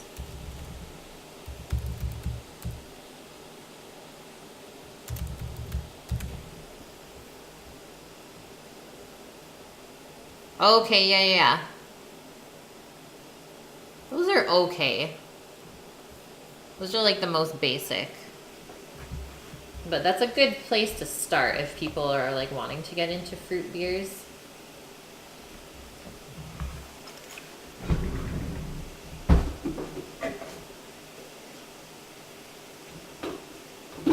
So we are going to make our vegetable stock in this guy. We want some really hot water.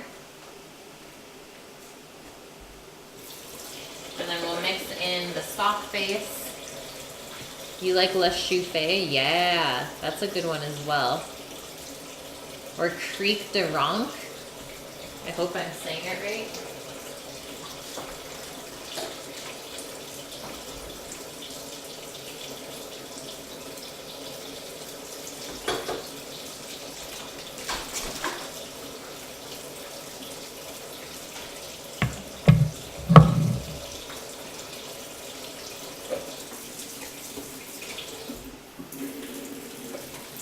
How is this stuff?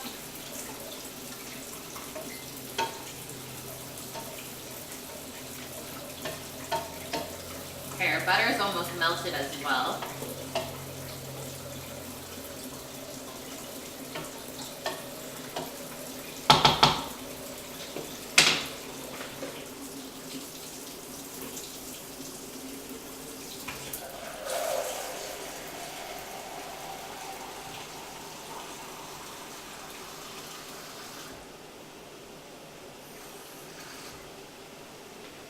So So 1 liter of water. And we're gonna make the stock quite strong. And then that way, if we have to add any extra liquid after, you don't have to make another stock or broth. So probably a good tablespoon and a bit. If you're using a base similar to this one. This one is all organic. It's called Better Than Bouillon. Really, really good. I think this container is around $8. And that's lasted me like over a year. Hey, Shadowlyn. You had tomato, cucumber, onion salad, better known as thunder and lightning today. Nice. That's hilarious.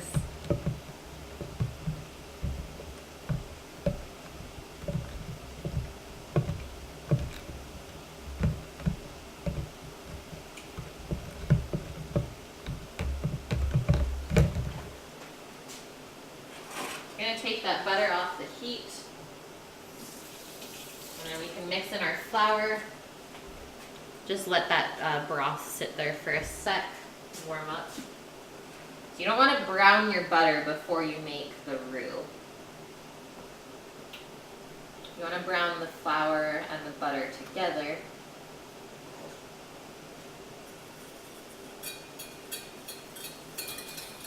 So when you mix it, it should be quite thick and pasty.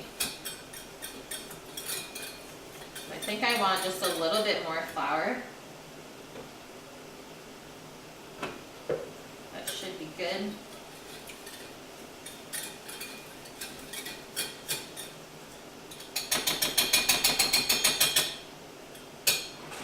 then that will just go on the low heat for a little bit. And we'll just watch it.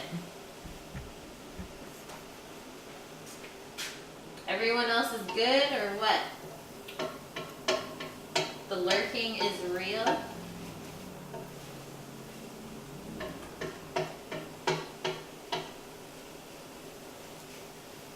I have to say the peppers in with the mirepoix, so the onion, carrot, and celery, smells really good. Getting this nice sweet smell from it. Which is good because I think that's what helps to contrast all of the spices in the gumbo. And it's just gonna balance out nicely.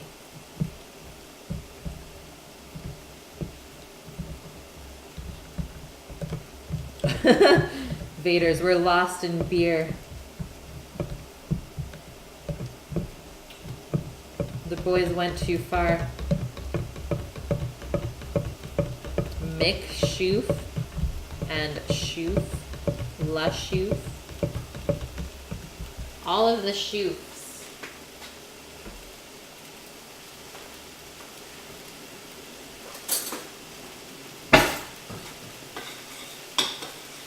Give that a little stir.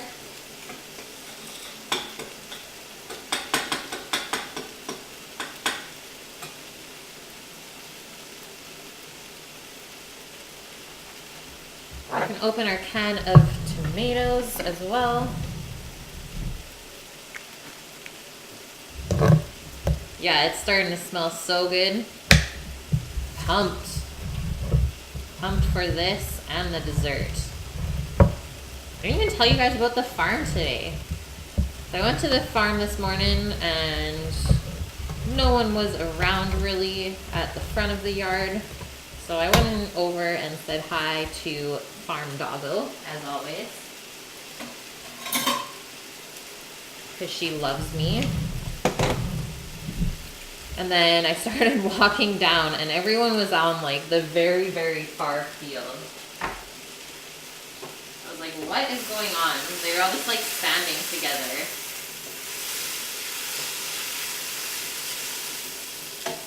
But I guess they were just doing their walkthrough to see what had to be done in the morning. I've never seen them do this yet, so that was pretty cool. Ah! Steak.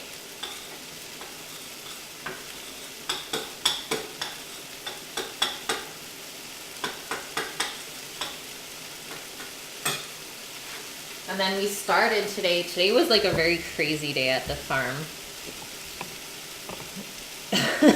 Smell a stream. Yes, Shadowlyn. So in the tomato greenhouse is what we worked in this morning. And every tomato plant in the greenhouse gets tied up onto a string or a piece of twine, I guess, that goes up to the ceiling. And so each plant has 2 ties that come down. There's probably close to, let's say, 200 plants in this one greenhouse. So there's like 400 strings that we had to first untie because they were tied up from the previous year still.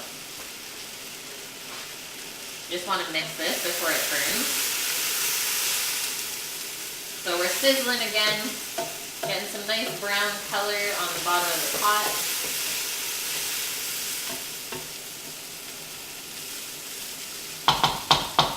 And our roux is just slowly cooking, so that's good.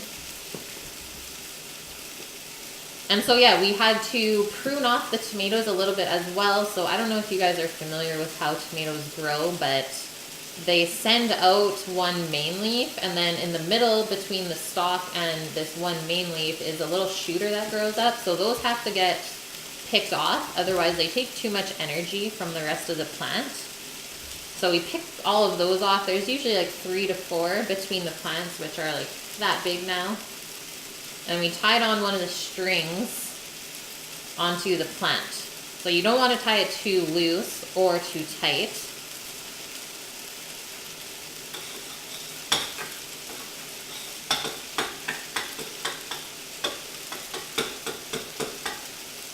And then you also didn't want to make such like a crazy knot that no one could undo it afterwards.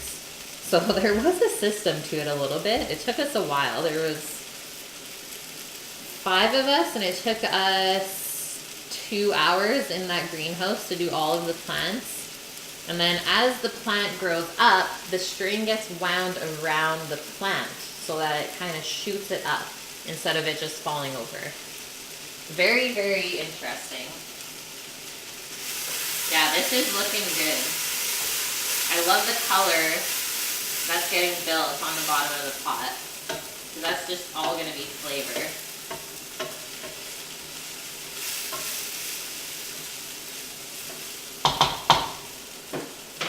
And then I think there was 6 or 8 different kinds of tomatoes in that greenhouse as well. Yeah, tomatoes come from eggs. Don't listen to me. Matt is right. And then after that, we planted the cabbage. So we transplanted them from the little seedlings, which are about that tall. They have like 5 or 6 leaves on them now. And then those went into the field. And then before we planted them, I had to sprinkle this stuff called Serenade onto it, which prevents a soil fungus that is in their fields from attacking the plant. So that was interesting. And that's literally all I did today at the farm. But I got a really good haul.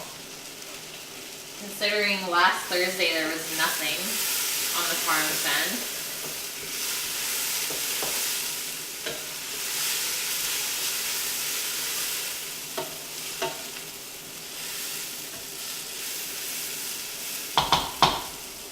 Okay, I'm going to slow this pot down a bit, I think, just because this roux is just starting to brown.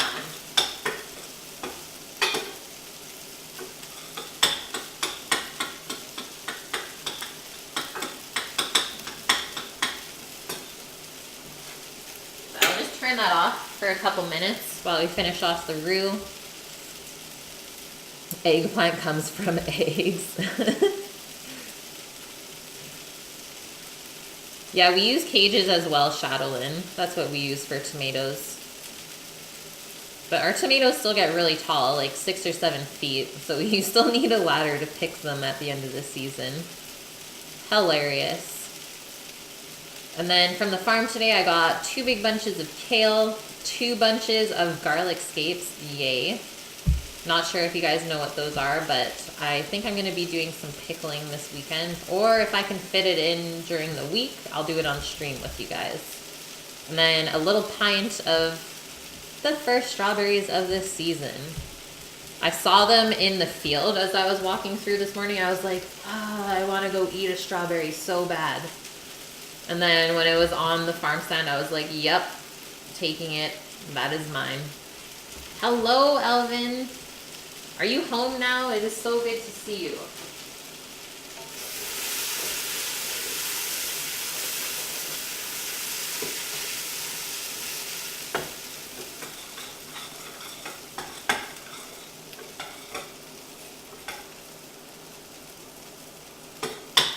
So, I don't know if you guys can see that, but it's just starting to turn like a golden brown color.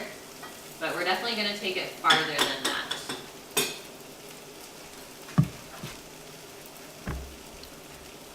You made it back, struggling to stay awake. Nice. Maddie Too Fatty, thanks for the host. The mean tomatoes and them teeth, yep.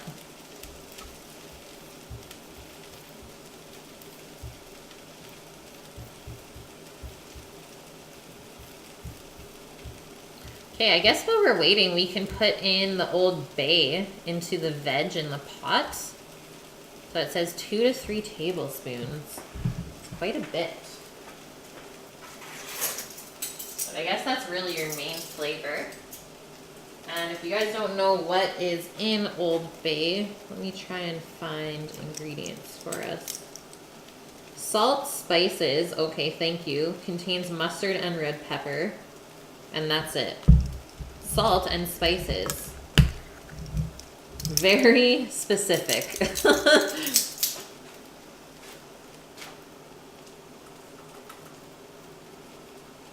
I guess they don't want anyone to make this on their own.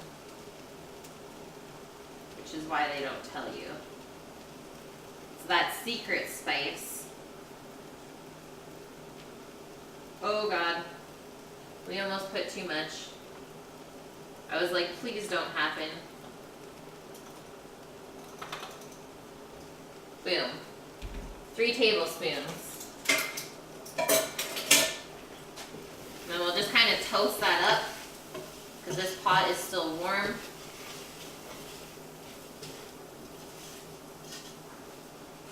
So good. Hey, our roux is almost there. And we'll mix this into the veg.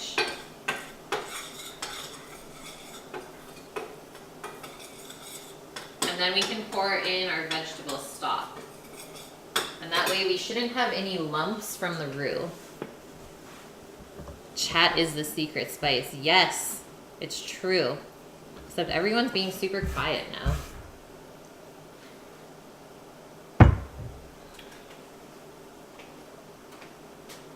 Okay, now that this is browning quite quickly, I'm gonna make sure I watch it. Because I think it can burn even quicker.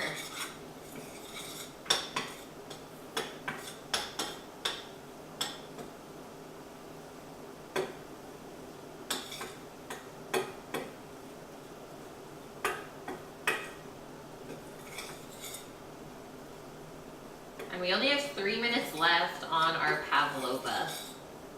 But it'll probably need that extra 15 minutes. Elvin! Resubbing with the Twitch Prime 2 months in a row, man. Amazing.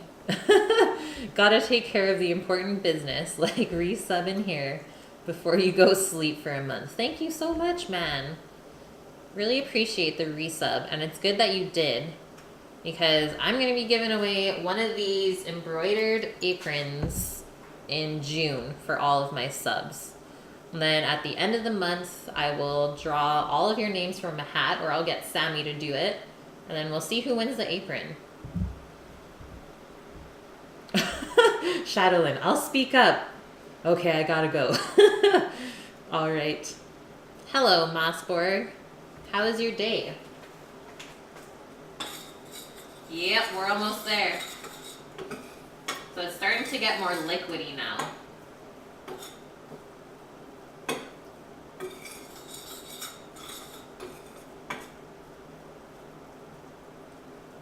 maybe a minute more, and then I think that's good. Just trying to spread it all out.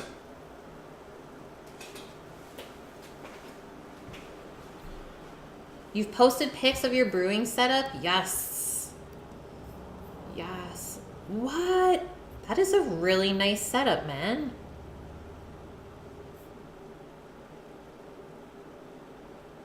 That's your electrical panel? That's intense. Man, I need to come over and brew some stuff with you.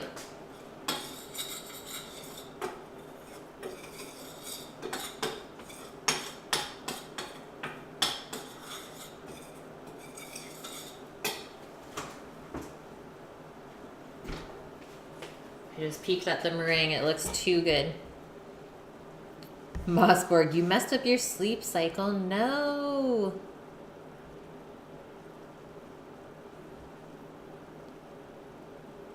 The company that designed the setup is in Canada. Is it called, wait, don't say it. NSI? Is it called NSI? Because that's who did the brewery for Big Rock as well, where I worked.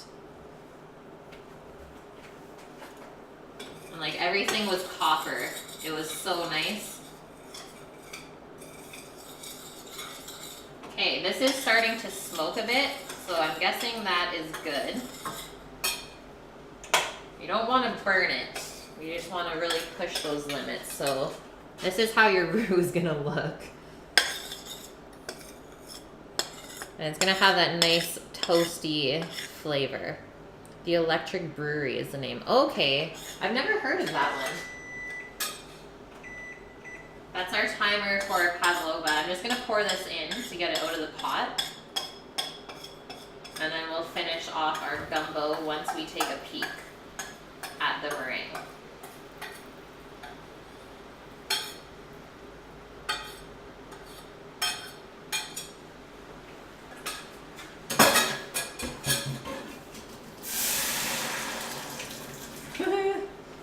Gotta love that steam bomb. This is insane. Oh God. My wrist, I can't even take the pan out. So, this is what we're looking at. It straight blew up. Way bigger than I anticipated, but I'm gonna go that extra 15 just to make sure it is dried out properly. But it looks so lovely. That's probably one of the best Pavlovas I've ever made. Thanks, Optrix. And the best part about Pavlova is like cracking into it later on, just destroying it. So let's do an extra 15 and then we'll take it out so it can cool.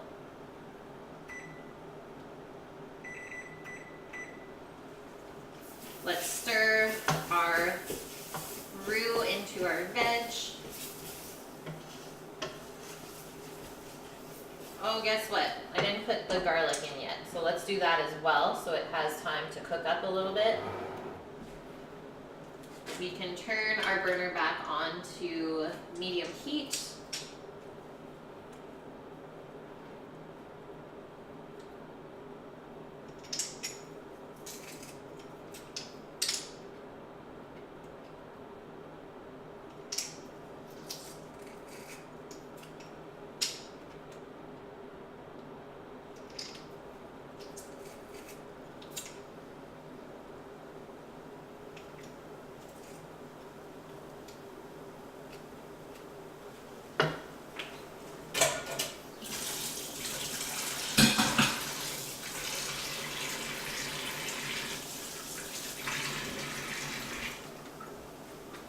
Give that a stir-zy.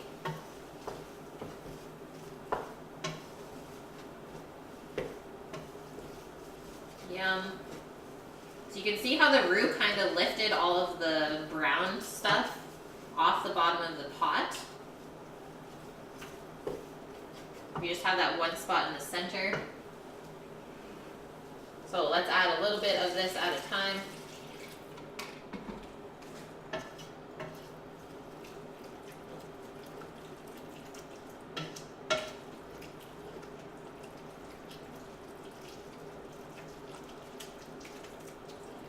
way we won't have any lumps of flour. Don't want no lumps in our roux. The rest of the stock, just leave that container aside for now, just in case we need more.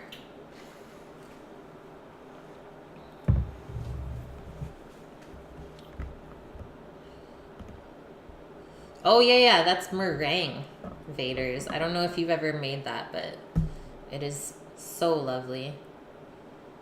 Yeah, that was the meringue for the Pavlova. It was super small when we put it in. Best one I've made before. Yes. It's super crunchy on the outside and still like a little bit chewy in the middle. So good.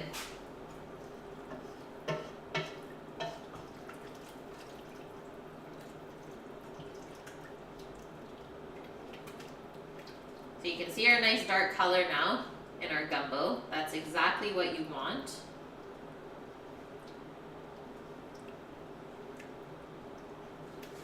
We can add our tomatoes as well. I'm gonna rinse this out with a little bit of water, not wasting anything. And then we'll just throw in a couple of bay leaves. Did I use cream of tartar? No, the recipe I did used 2 teaspoons of cornstarch and a teaspoon of vinegar. And I've never done that before, Elvin, but I think that worked the best. That was new to me, but now I see why you do that. And the recipe is posted in Discord, guys.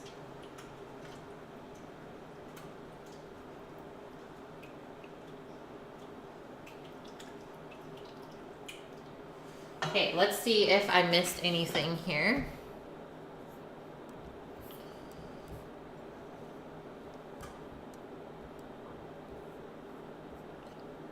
I think I'll leave the hot sauce out until we put the seafood in.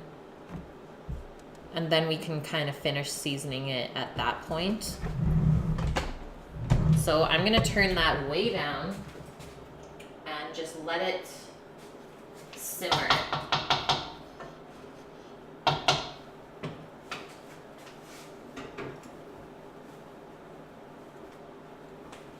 Boom. That was not that bad, was it? You're just being dumb, Elvin. You're not being dumb. Got out of a 16-hour flight. You're having a 36-hour day. Oh man, yeah, that's the worst part about traveling. It really does mess you up. And like every time you're like, nah, I'll be fine this time, but you're never okay. It always takes me a good week probably to adjust from anything overseas. Okay, next up, let's make our tomato cucumber salad that I'm going to put goat feta into because I found that at the store. And then we can also garnish it with some different herbs. So I was thinking basil, mint. I might leave the mint out and put the mint onto the Pavlova instead. So let's do basil, chives, and dill herb-wise in our salad, and then it just gets a nice fresh dressing with olive oil and lemon juice. I'll probably put a little bit of lemon zest in as well. And you could also choose to put in olives if you so desire. But I think I'm gonna leave the olives out. Not feeling them. I mean, we just had a watermelon salad on Sunday with olives in it. So let's get out a big salad bowl.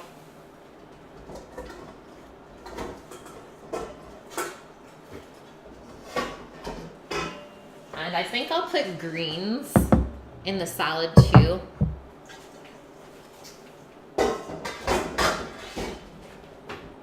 I always like to have that little bit of substance. You thought you had this. Now you're Yeah, now you're dead, Elvin. So sad. Yeah, the watermelon salad was awesome. We had it with the brisket. Had to. So much fat from the brisket. Just getting all of the salad ingredients out, guys.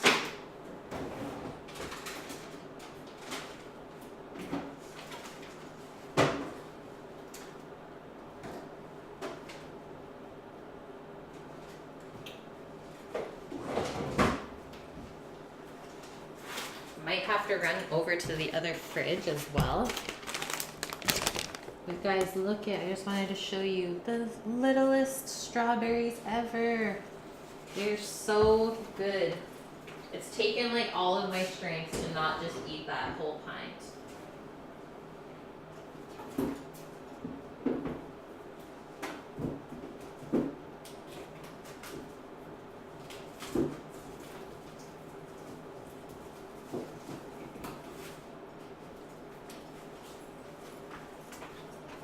Oh, and I better go feed Doggo as well. And then here are the garlic scapes, which they don't have the little buds on them yet. Or yeah, they do. So this is garlic scapes. And then they always curl over like that. They're pretty crazy looking. Okay, I'm just going to grab a couple more tomatoes.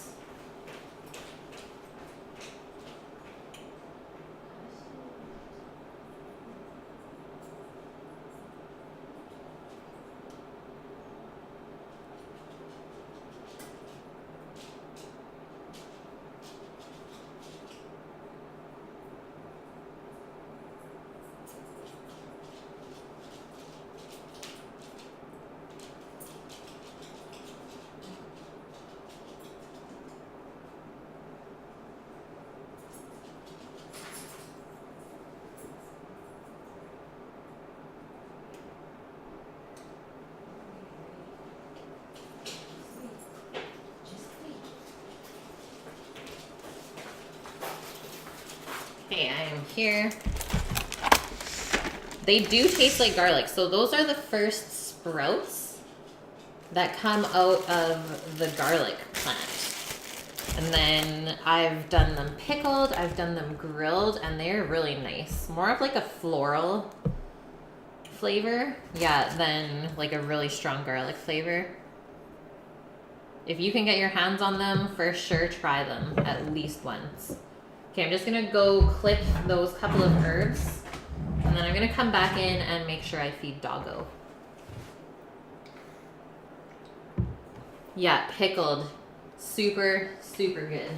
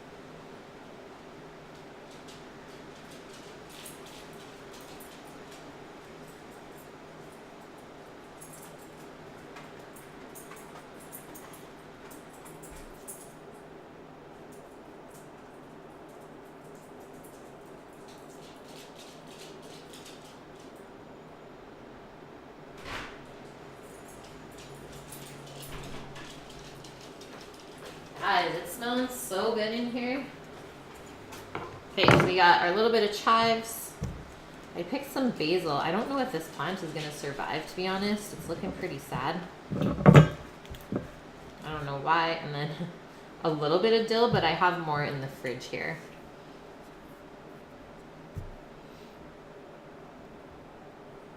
What Michelin-starred feast have I made Doggo? Nothing. It's very sad. Doggo deserves better. Just gonna give this a stir to make sure that the roux is cooking in nicely. And I'll be back in like 2 minutes, let's say.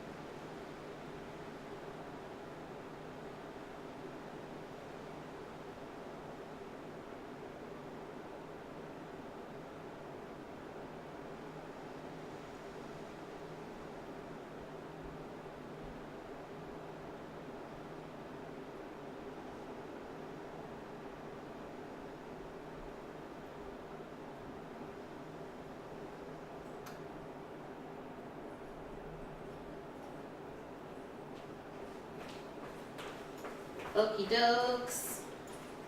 I am here.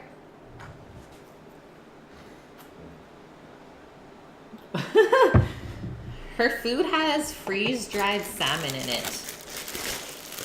My parents have never given her like raw food, so I'm not sure how she would react to it, but I know when I get my own doggo, I'm for sure gonna feed them a raw food diet.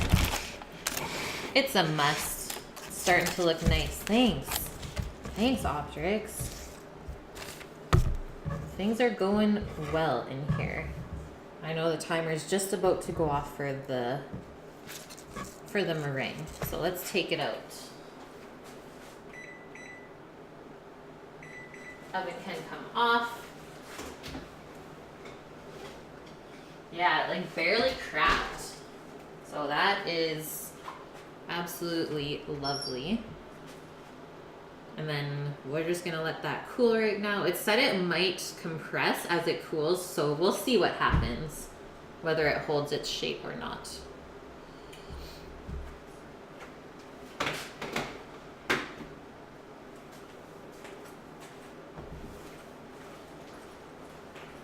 Just grabbing the salad spinner. So we're gonna start by washing our greens, and then we will carry on.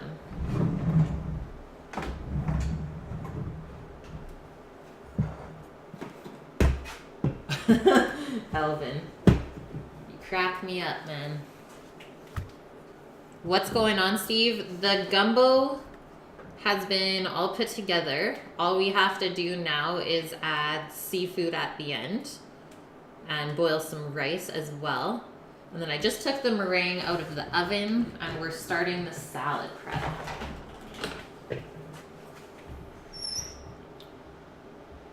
It's the all-natural treatment. Yes. Natural is best. So I have a little head of romaine here that I'm going to chop up, as well as one of these little multi-leaf trios. Which some of the ones in the garden are pretty much ready to pick as well. They're like basically that size. And how long has that been since we've been doing that? Maybe a couple months now. So let it be known that if you ever buy lettuce like this from the store, you can regrow it. It's a thing. And that is super cool to me. Just you have to make sure you don't cut it off too far down so that it can still re-sprout. So like this one I would say will not come back, but this guy, since we didn't go all the way down, will come back. And then same with this one. So it's still worth keeping.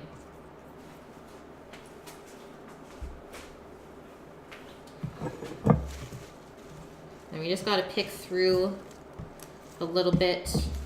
Make sure there's no sad looking pieces of lettuce like those ones.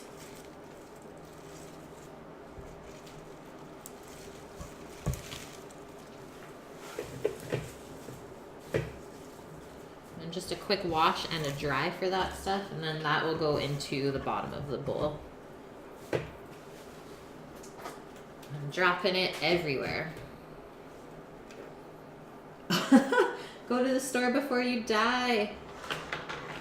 Yes, Elvin, stay awake. Are you coming back after, man? Guys, can you see the Pavlova? It's slowly flattening. I can hear it cracking as well.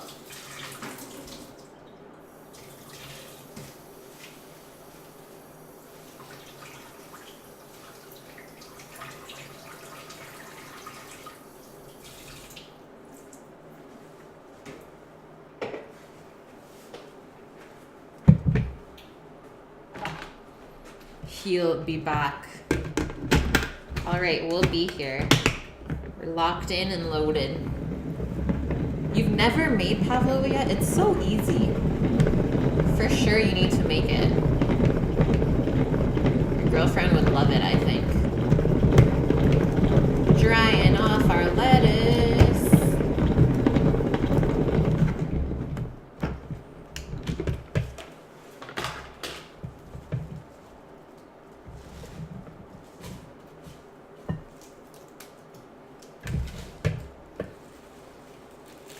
Yes, Steve.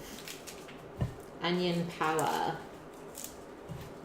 Okay, so what were you making for dinner, Steve? Just carrots?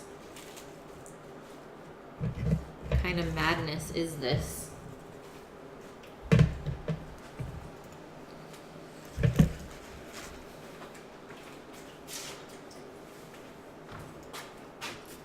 So now, I'm gonna chop this up first before I wash it. Not like 1/2 inch pieces.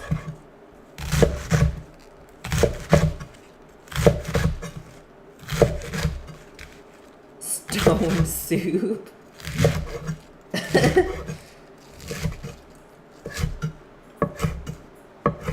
Say what?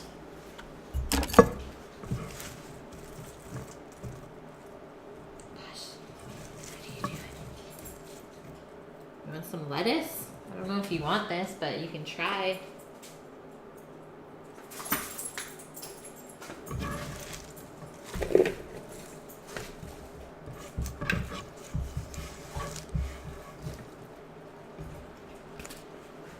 Okay, second round of washing.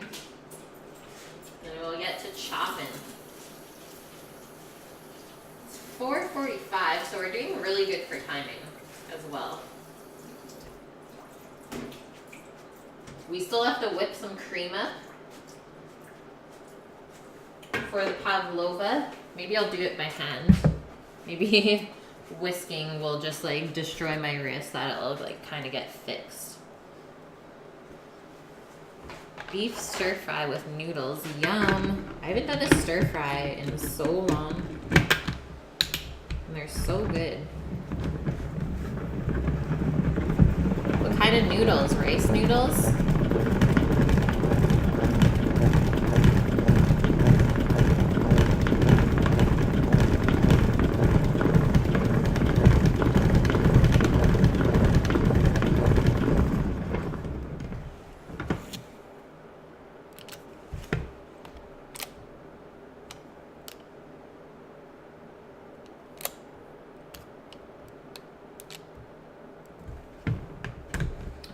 Noodles. Yep.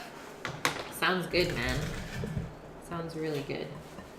Definitely got a buttload of lettuce, but feeling like some salads for lunch this week. So why not?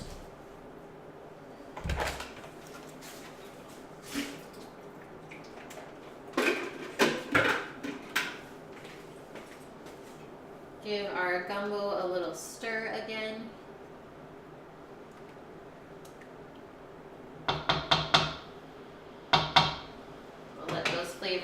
slowly come together. Oh, Matt, you were still here? I thought you for sure passed out way earlier. 2 a.m. and your alarm goes off in 6 hours. You're crazy. Well, thanks for being here, man. Have a lovely sleep, and I will catch you during the week.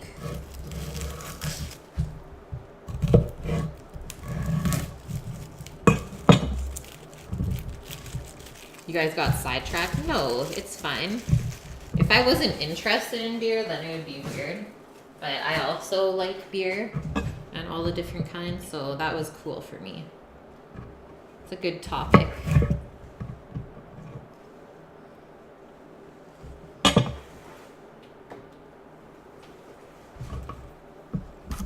So I'm going to quarter these, just so it's a little bit smaller, but then we'll cut them a little bit thicker to get like that nice crunch.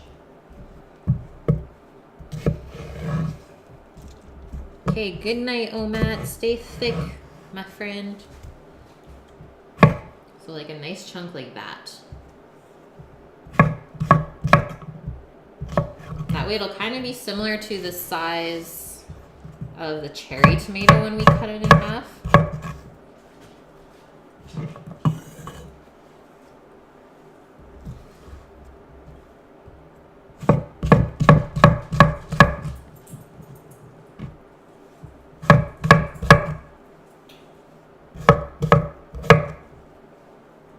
She says she would like one. No fear for beers here. Pretty much.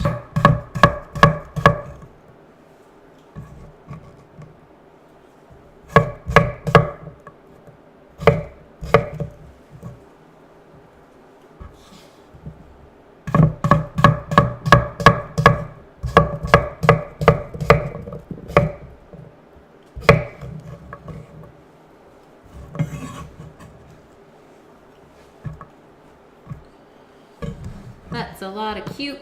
It's gonna be super fresh though.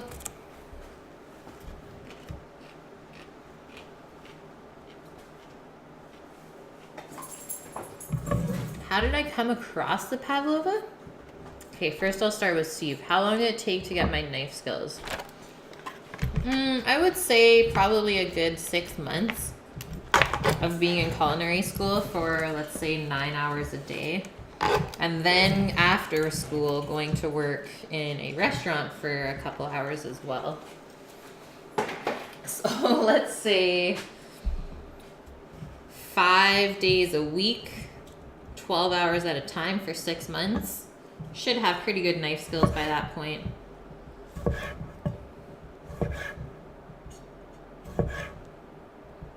I think I'm going to use my smaller knife for these. And then the Pavlova Optrix, I can't even recall where I've heard of it or seen it, but I'm going to guess at school. Probably in the dessert course. And it's just been my favorite ever since. It's a great vessel to really put anything onto. And you can make it look really nice. And then, like I said, it's really fun to destruct it and like crack into it when you go to serve it. It's a good centerpiece, that's for sure. And the ingredients don't call for much, as you can see. It's mostly just egg whites and sugar. And then you can dress it any way you want.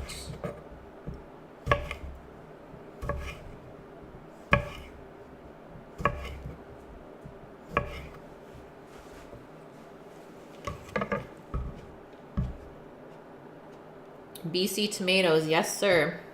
I believe they're grown in Delta. Yep. Grown in Delta, which is where Solid Smith lives. The guy that made my second round of emotes.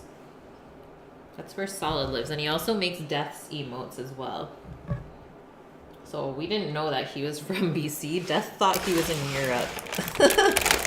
Until I contacted him and he's like, yeah, I just live in Delta. I was like, what? I know exactly where that is. That's like right by the ferry. if I wanted to go to Vancouver. I'm just gonna cut up a couple more tomatoes. It's a must. Sushi Day with the resub. 2 months in a row. Thank you so much. I hope you guys are enjoying your break.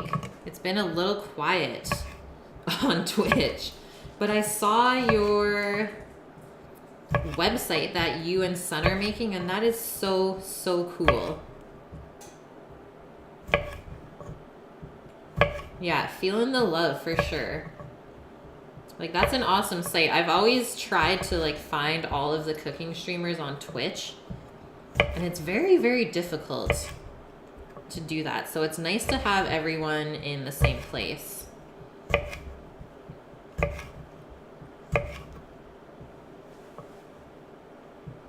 You guys can't wait to be back. Yeah, I know. I'm sure I would feel the same way.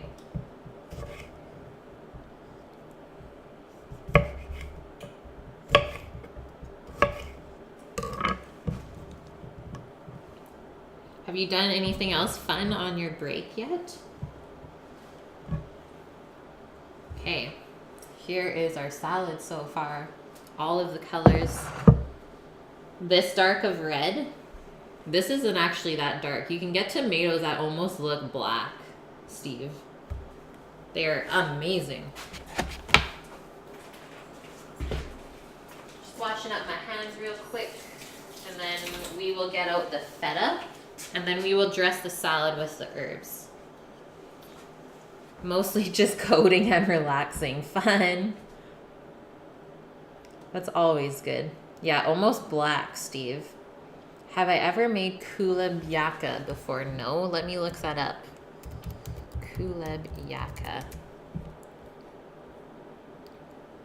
Type of Russian pierogi, usually filled with salmon or sturgeon. Rice, hard-boiled eggs, mushrooms, onions, and dill in a puff pastry. So it's kind of like a Wellington then? That looks really good though. I'm interested by the rice and the hard-boiled eggs in the pastry. That is very interesting to me. Okay, getting into our goat feta. Is there a trick here? No.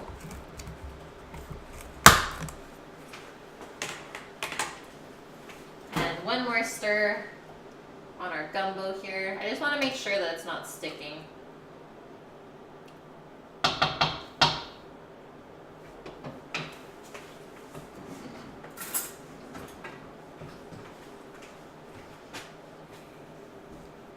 Childproof, pretty much, Optrix. That's me. Do I like skillets? Yeah, I like skillets, Steve. So I'm gonna get out this whole piece.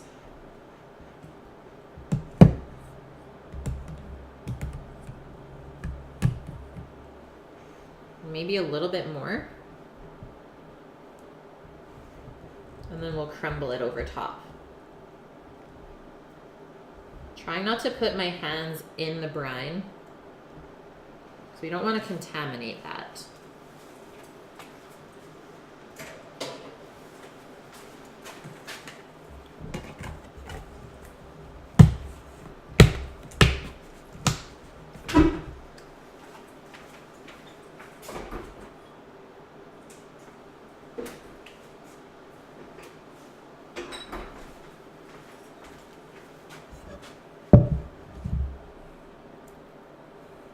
And then I like pretty big pieces of feta in my salad compared to it just being like powdered almost. So that's how I'm gonna chunk it up. The cheese looks amazing, Steve. Yeah, it is so good. I don't think I'll eat regular feta again. Like, I've always liked goat feta, but it's hard to source out here. And now they carry it at Costco. So yay for that.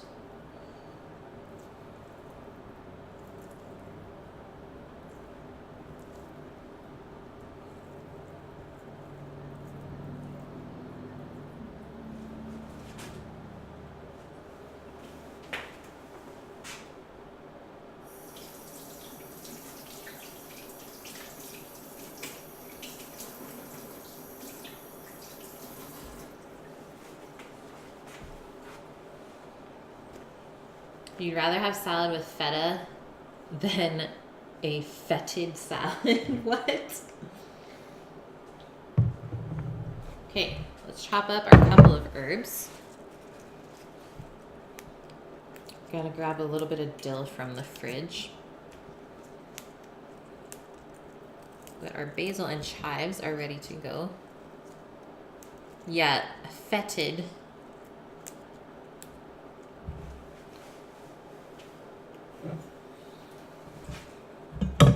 And then this, you can just rough chop it. Just kind of bunch it up.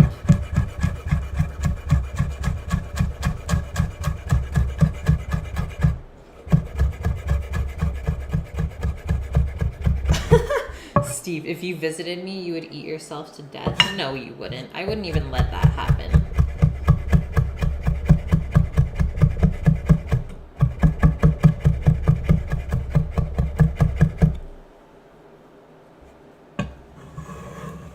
Seriously, Optrix?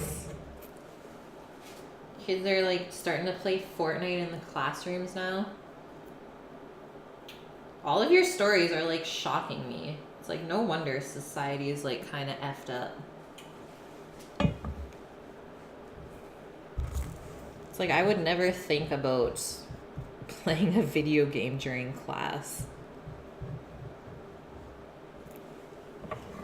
They've got the bug. So sad. Okay, our chives we're just gonna thinly slice. And then like I said, you guys can put mint in as well. But I think I'm gonna leave the mint to go on the dessert with the strawberries and cream.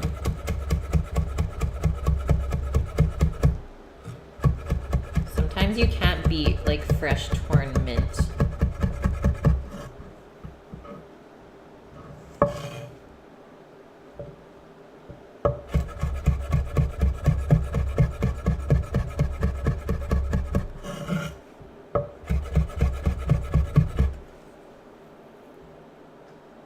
You gotta keep telling them to put their phones away. That's not shocking.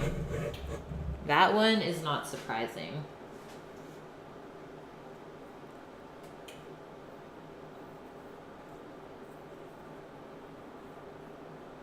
Okay, that's what we're looking at now. We're getting there, guys. Did you smack them on the back of their head? Yes, Steve. Except then you would get charged. That happened to you once at school? The teacher's got some balls.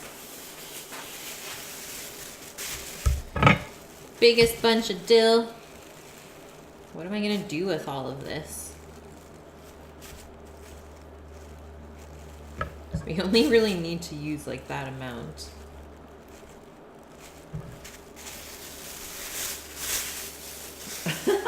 The good old ear grab. That's a good one.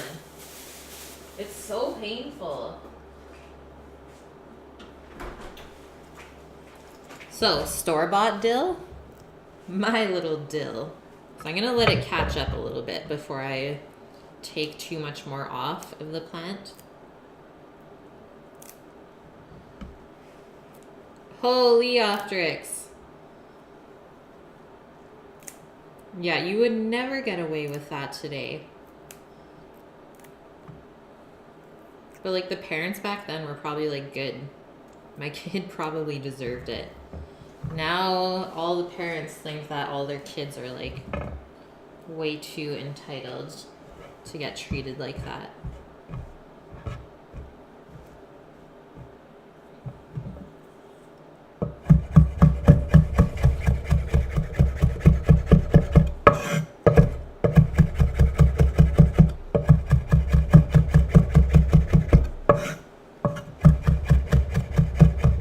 Yeah, they will threaten you with a lawsuit. Like, what is wrong with society?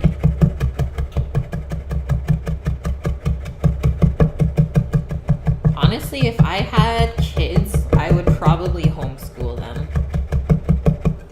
Just because I wouldn't want them to, like, socialize with the other crazy kids.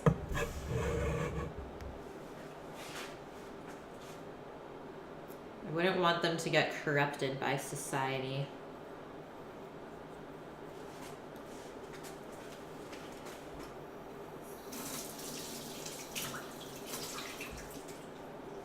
Okay, we're just gonna wash off our board. It's all herbed up.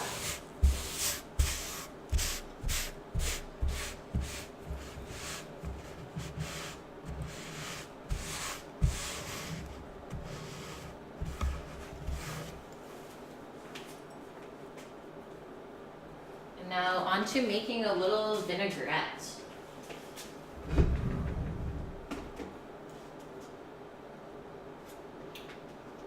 We're gonna do lemon and olive oil.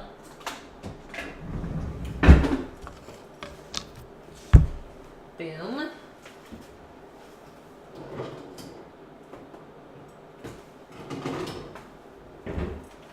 And boom.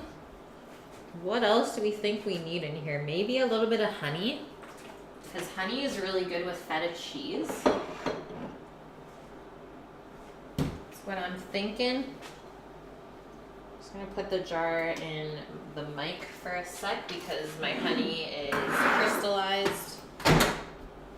Oh no, doesn't fit.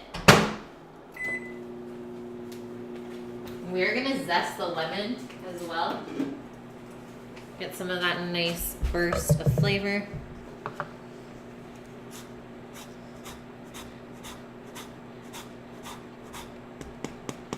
Not too much though. You don't want to overpower.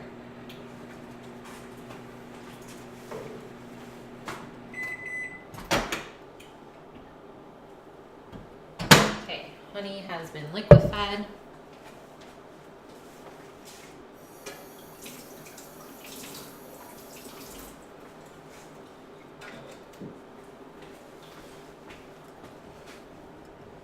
What olive oil brand do I use? I mean, nothing fancy. I just pick up the organic extra virgin from Costco. And I find it's really good. I've used it for a long time.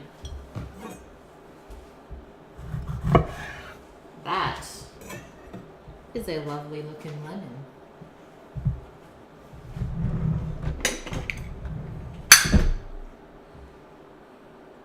I don't even know if this is gonna fit.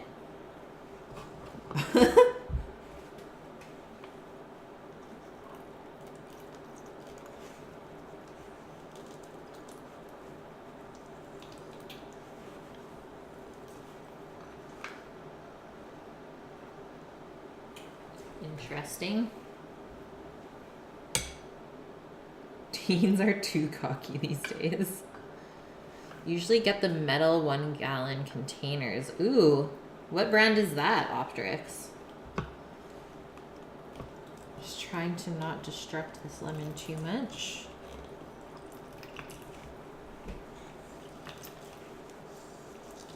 I think Betty's home. Somebody's home. I can hear movement. That is that. Now for the honey. Lemon. Oh, Bertolli. Nice. I've used that.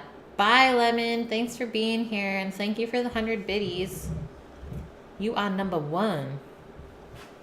You were never cocky. Teachers liked you, Steve. Same with me. I just went in, did my stuff, left. Probably a good amount of honey. The jar is almost done. No. And now olive oil. Pretty much equal amount of the lemon juice.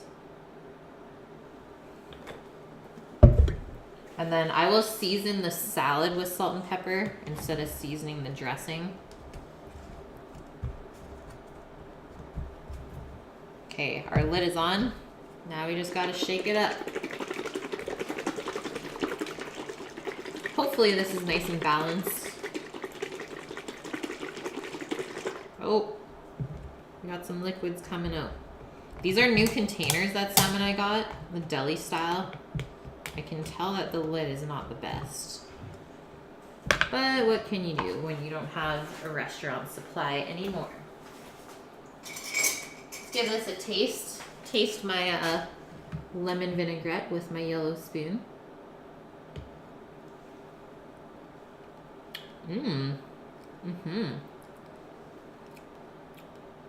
Super floral. I honestly think I'm good with that. Get a hint of the lemon, a little floral hint from the honey. And then the olive oil kind of just coats your tongue at the end. I like it. Very simple. Simple yet delicious. So I'm just gonna grind over some salt and pepper on the salad, and then this guy is good to go. And we can move on.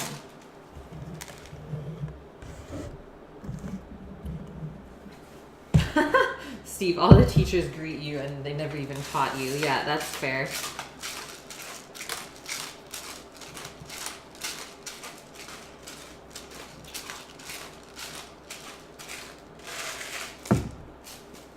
Seafood last, you know it. I think that's what we're gonna do next. And keep in mind, you don't want to add too much salt to this salad because the feta is really salty already. So that can just be packed into the fridge and we are good to go.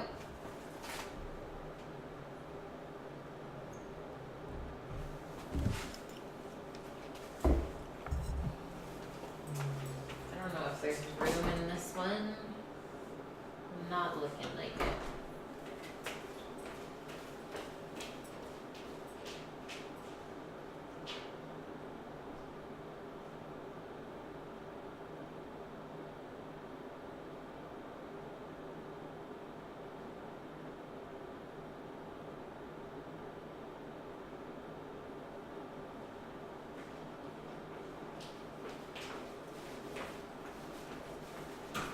Okay, so like Optrix said, we're gonna move on to prepping the seafood. So I need to cut up some halibut. And then take the tails off the shrimp.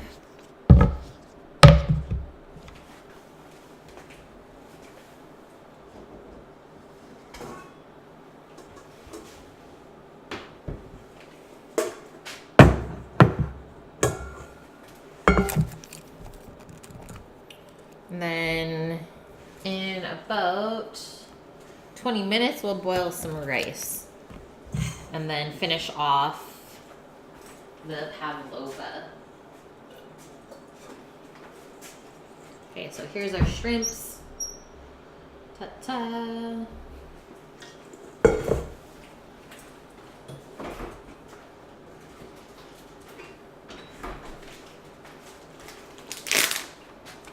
Halibut still smells like scallops, which is perfect.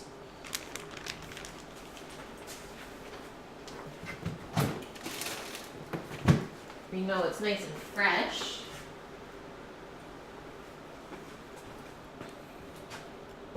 And then we want these in even pieces. We want it to be bite-sized as well. I'm thinking we'll slice it like that.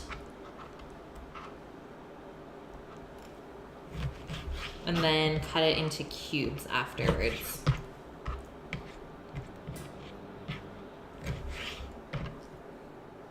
That one is just good to go. Koofless, thanks for the follow and welcome in.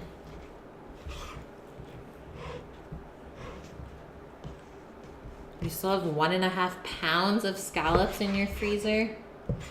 Yum. Just waiting for the right time. Don't wait too long. You don't want them to get freezer burnt.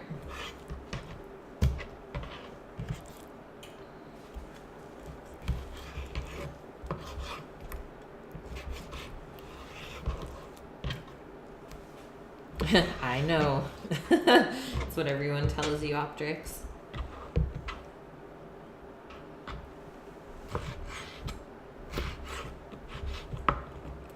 You should make one of Ramsey's scallop dishes. I think he did one with fennel or something like that. Yeah, summer's right around the corner. Lots of good stuff to put with scallops.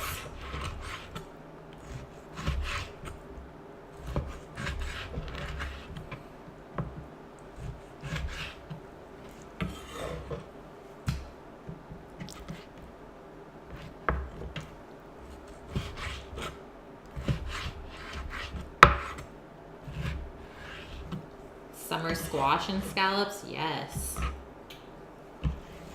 Like a puree would be delicious.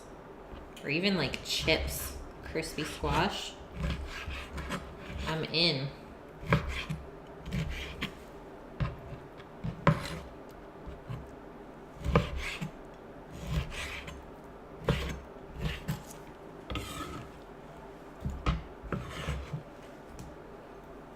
Okay, fish is cut up.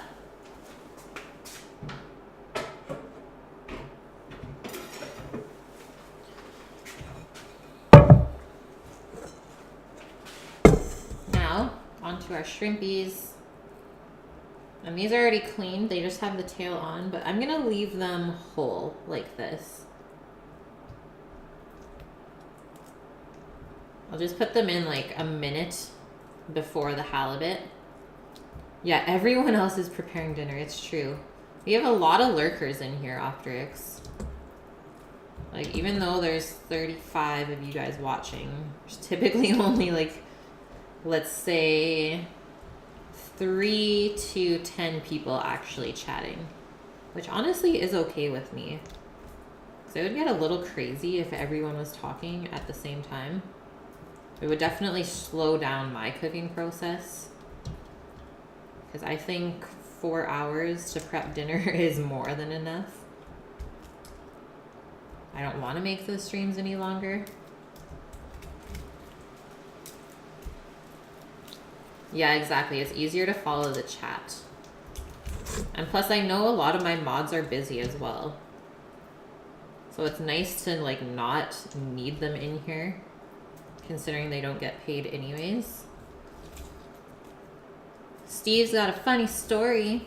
When you attended elementary, your older brother previously attended the same school.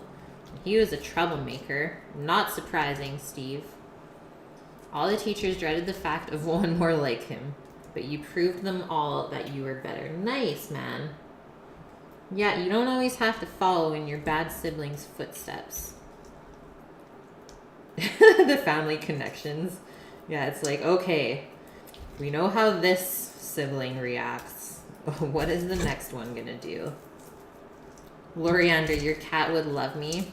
She loves scrimps.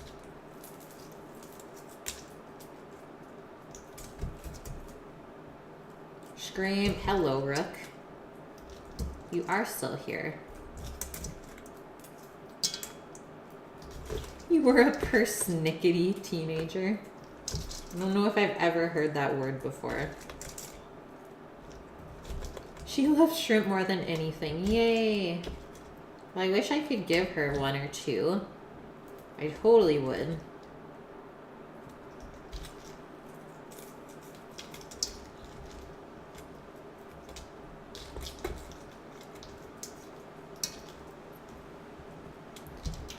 Buff Bagwell, thanks for the follow and welcome in. You once convinced your friend that he was going to die of cancer. You drink chocolate milk every day and you drink white milk. Oh my god, Optic. Oh man, Optrix. Got some good stories, man. Thank you for the entertainment. It works both ways, I guess. Chocolate milk had the ingredient carrageenan, yet you're gonna get cancer. I was just imagining that, Lori. I was like, I bet she would make cute cat sounds when there's shrimps out.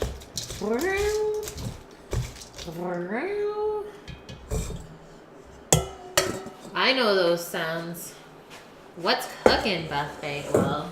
I'm just prepping up the seafood to go into the gumbo. And then we are going to whip up some cream and prepare some strawberries for the pavlova. And then we're pretty much there. Washing my hands, guys. My shrimpy hands.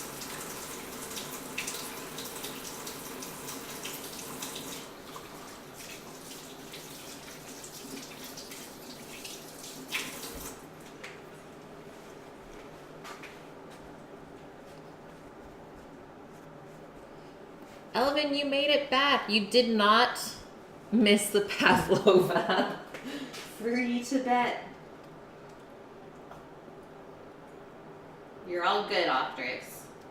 Or sorry, Elvin, you're all good. We have not done the pav yet. It's still cooling. Okay, there's our seafood. That can be put aside. I can open up the cans of the clams and oysters. And then that way everything just needs to get dumped in. Your favorite leftover user. Nice, Buff.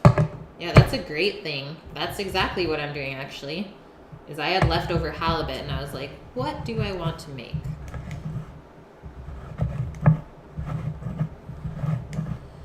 Surimi shrimps or tiger shrimps? They are tiger. Okay, there's our oysters with crazy liqueur in there. I don't know what that thing is, but we're going to put it aside. And guys, I typically would put this liqueur in if we were making a soup, but since we're making gumbo, we want it to be thick. So I don't think we should dump all of this liqueur in because it's going to make it too thin. But if you want, you can save it for when you want to make a chowder or something. That's a good option.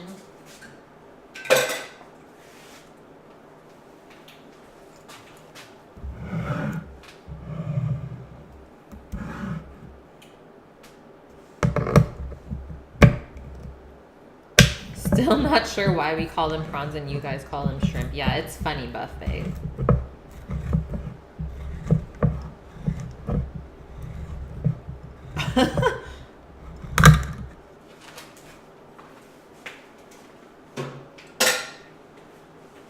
The shrimps. Okay, now that I've made a mess, maybe I should strain these over right now. Let's do it. Just to do it over by the sink, and then I'll just pour that stuff into the bowl, or just keep it in a strainer. You call them riger. That's the Danish word.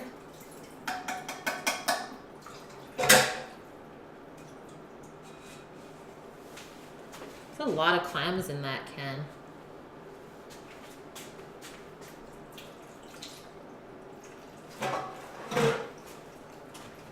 And this can is just pushing limits.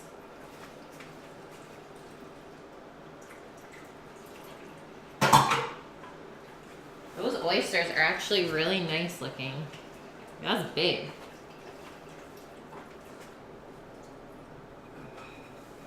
Okay, there's our seafood setup.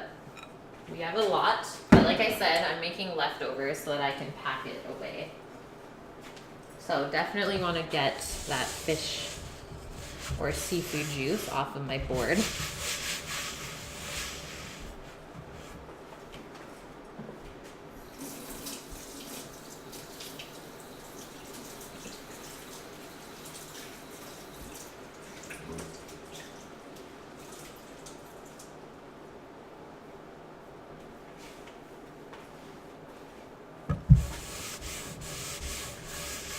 Yeah, there is a difference between prawns and shrimp.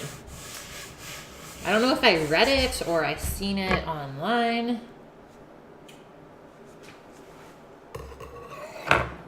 Wow, Elvin, you just landed today. That's amazing. I love that you are here for the stream.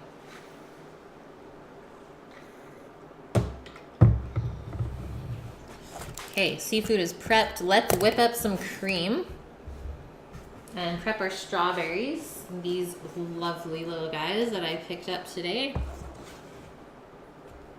Just have to eat one. Have to.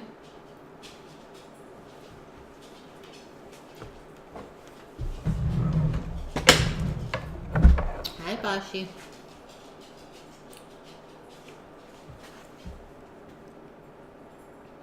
You want to stream cooking as well? That's awesome, Buff Bag. It takes a while to get everything set up, but once you have it and you like really get a feel for things, it is so much fun. Steve, checking out your dinner before I start anything else. 'Cause otherwise, I'll get carried away. See, Guy Fawkes is making cookies. Yum.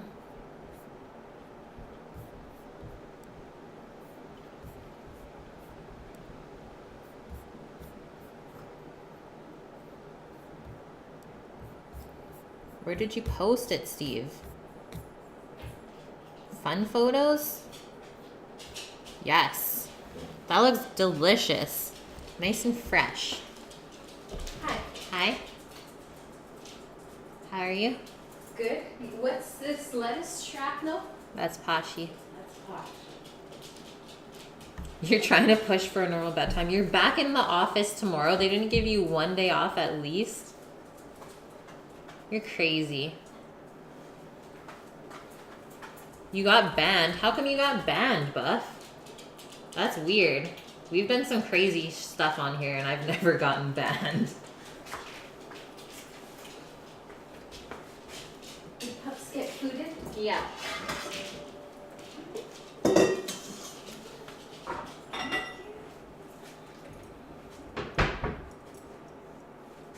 Okay, so we're gonna whip up some cream in here. I'll use my silicone whisk so that it's not super annoying. Actually, I don't know how that will work. Maybe not. Whipping the cream by hand. This guy looks good. Cutest doggo. Thanks, Julie. Okay, Loriander with the facts. Shrimp and prawns are decapod crustaceans. They both have 10 legs and possess external skeletons. Shrimp belong to the suborder Pleosomata, while prawns belong to the suborder Dendrobranchiata. Craziness. Thank you, though. Oh, you were actually cooking in the buff. Oh, man. Yeah, maybe you shouldn't have, but that is hilarious. Your blood freezes up at the thought. Alvin, you're hilarious.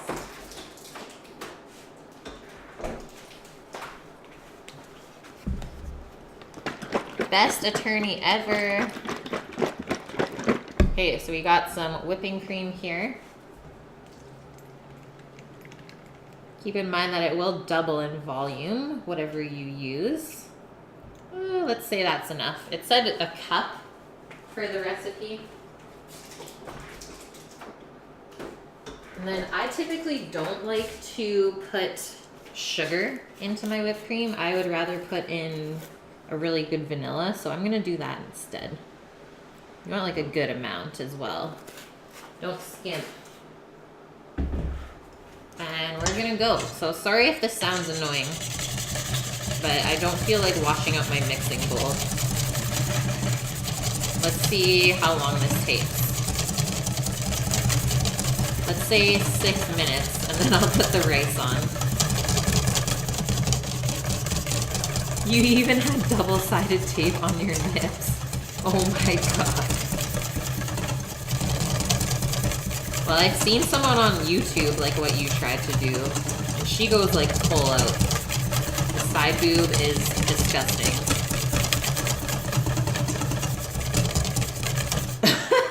Elvin, it's so true, yeah. I remember there'd be some weekends where Sam and I would be cooking brunch, and he would just like have his pajama pants on, totally splashed on his belly. Hilarious. And I was like, well, what do you expect? You never cook in the buff in the kitchen when you're a chef, so why do it at home? Yeah, you are totally a welcome addition. Welcome in, Buff. Doing things that no one else would. At least once a month, Alvin. Okay, using my right hand. Let's see how this works.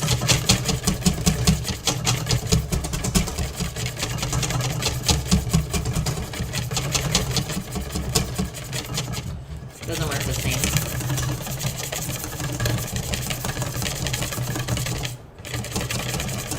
Yeah, my wrist is not good for whisking right now. I gotta hold the whisk this way. Hey, Solid. Who's talking about you today, actually? Someone asked where the tomatoes were from in the salad that I made, and I said they're grown in Delta. That's where Solid lives. I'm doing good, man. How was your weekend? Did you guys get some nice weather over there?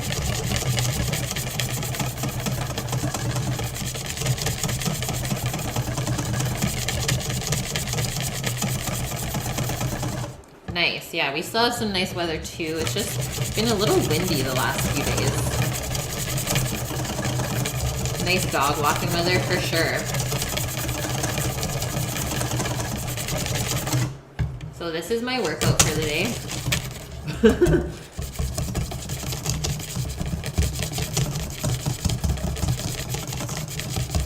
We've been going ham for 2 minutes. What do you guys think? It'll take me like 8 minutes to whip this up.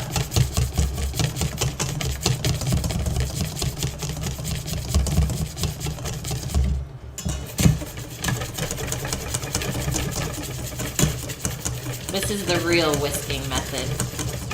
It's all on the wrist. Yeah, Steve, you guys have had crazy hot weather there. Yeah, we're getting swole. We're getting there though, I can tell it's thickening already.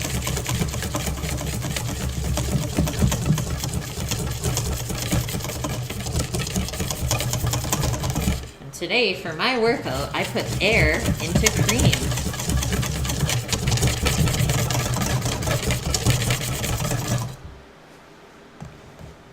Two-second break, we'll do intervals.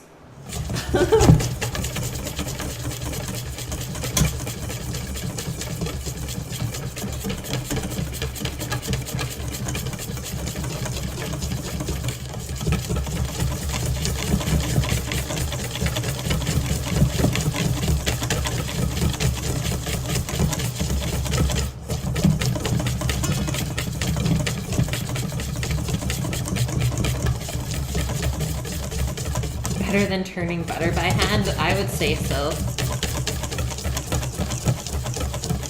Totally believable. Yeah, that's what they'll roll with now. It's like, do you take steroids? No, I just whip a lot of cream. Or were you thinking the other thing with his swole right arm?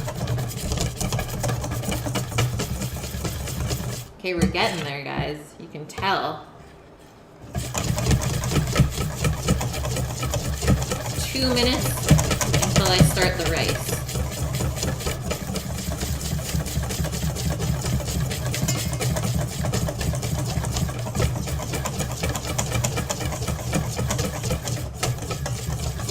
Got a shipment of snow crabs in. Yum. I've never had that style of chili crab before. Australian dessert company. That is so cool, Solid. Congrats, man. I was wondering like what you actually do for work. If it's mostly like based off Twitch or not, but now I understand. I am left-handed, Lori.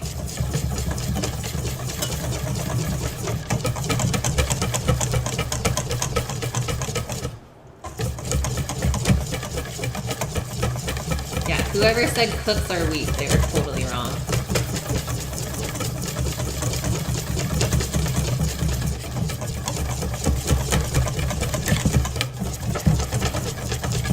I think you should be able to do all this stuff by hand before you get to use a mixer.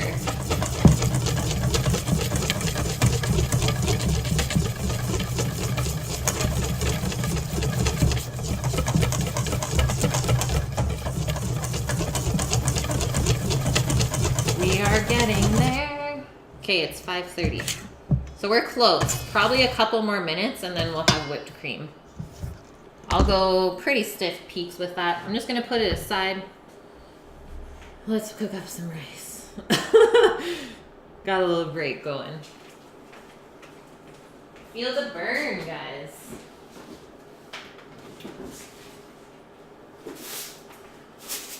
All of the rice. Sanding? Yeah, I believe it, Optrix. Sanding would be the same dealio.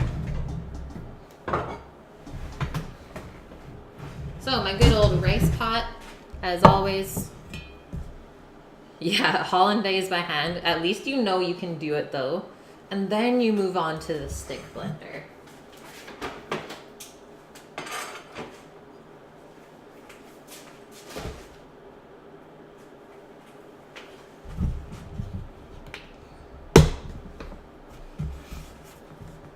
Okay, so all of your stuff mostly is based off Twitch. Cool. That is so cool, Solid.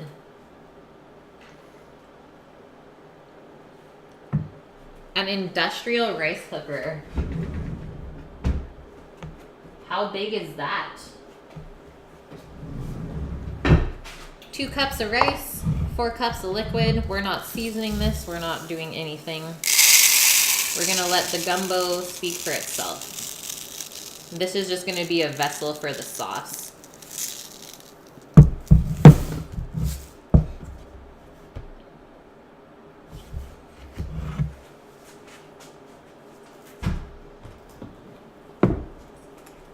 And we're gonna toast it up first. I think it's time for a light in here.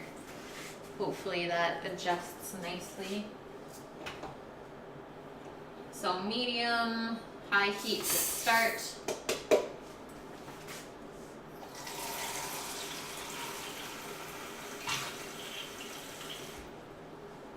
Guys, I don't know if we'll have time to fry up the okra.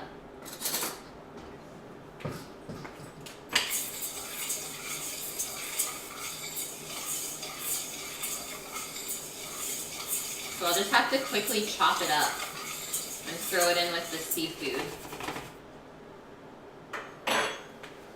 Okay, while that rice is toasting, I can get back to whipping that cream.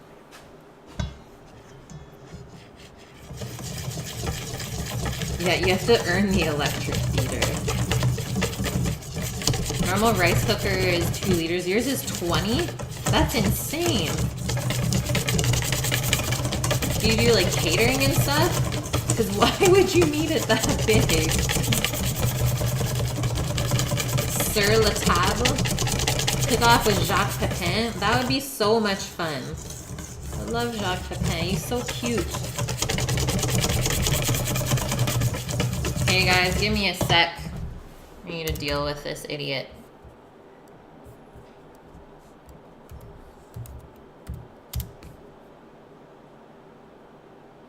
It's just me in here.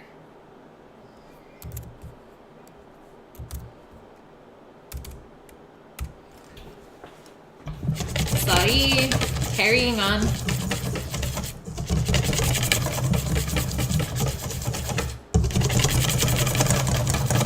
Yeah, no mods. R.I.P. Kate. I am the one mod to rule them all.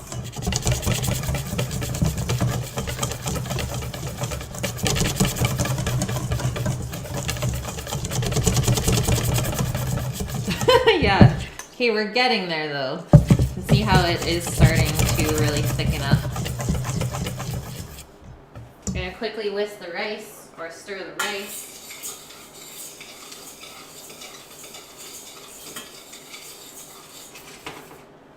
Pot's just starting to heat up. You have your own restaurant. Nice, Buff. That's amazing.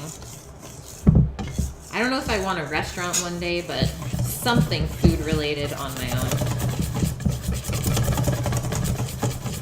Hey, this is getting there. I think we are good. Shay Buff. I love doing that. Yeah, I bought it for the restaurant. Oh, just kidding. It actually lives at my house.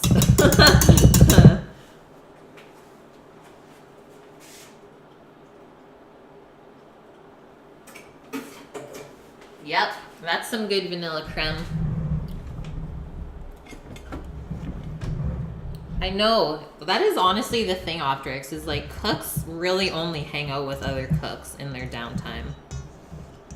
It's kind of funny. Like we all just kind of stick together. Okay. Nice small amount of cream. We don't need much more than that. I have a stream that's my own. That's true. I don't know. I never think of it that way though, Steve.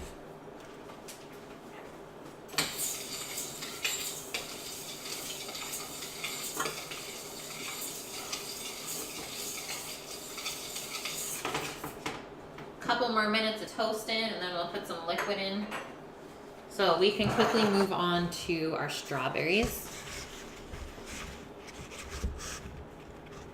I know, Solid. Yeah, food truck is totally the route that I am thinking. You guys, can we though? Can we just take a minute to appreciate that little guy? He's so cute.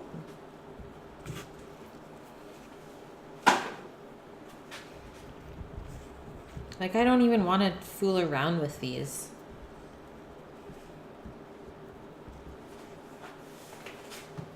Optrix, you got a sunburn. What? Yeah, it's so tiny, Thule. It's so cute.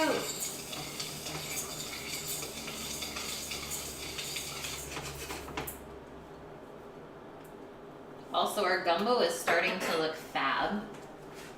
Oh, I don't know what that was. Thickening up really nice.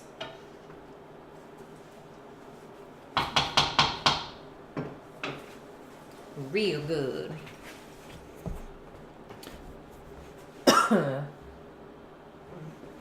Solid, what kind of food truck were you thinking?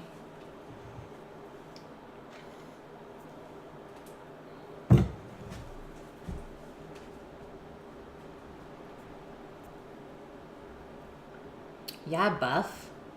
Tell us the deets of your restaurant.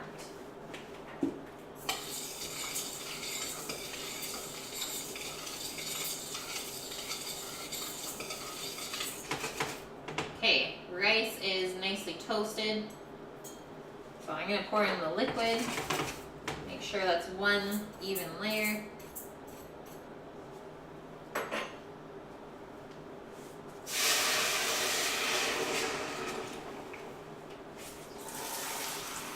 And then that's gonna boil away until it's done.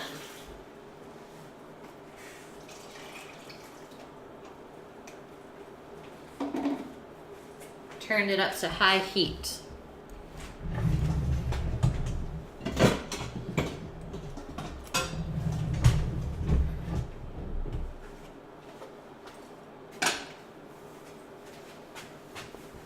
Who do friendless people hang with? Yeah, I don't know. How could vegans eat these? They're so cute. Yeah, all day breakfast stuff. That's brilliant. I would totally do that too, Solid. I used to hate cooking brunch in a restaurant. And then I was like, you know what? Instead of me just like dreading this, why don't I just become really, really good at cooking brunch and show it who's boss? So now I love cooking breakfast. Like, I've always loved eating it, but cooking it for mass amounts of people is not the funnest. North Wales, that is so cool.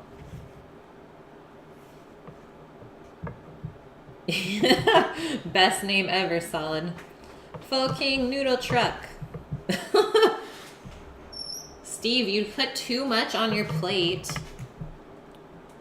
Why?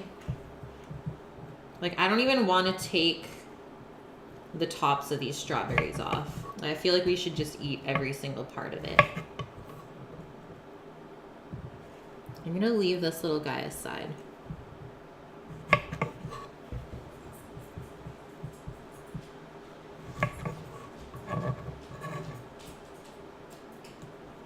was a Chinese restaurant called Fu. F-U. Doggo has come for a berry. And I think that's allowed. We'll give Doggo this little one. Doggo, you like berries? Good girl. She's like, I have come for dessert. I've eaten all my dinner.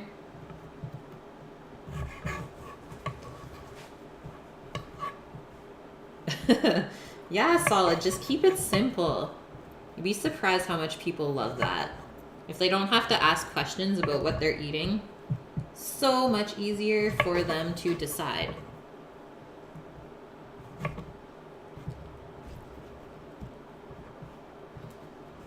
Miss your smell? That's what it's called? Wow.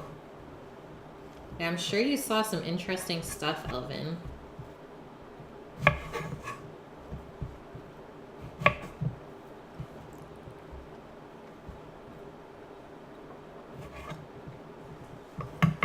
Okay, our rice is just coming to a boil. There was a Sturbex. 7 Elvin? No way. Did you take a picture of the 7 Elvin?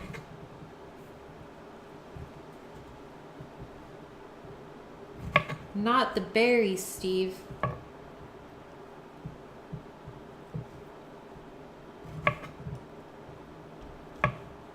Yeah, peeking in. My dog's name is Posh, as in Posh Spice. She is a little bit of a diva. But yes, her name is not Doggo. She's my little sous chef, taste tester, vacuum cleaner. I think the list can go on.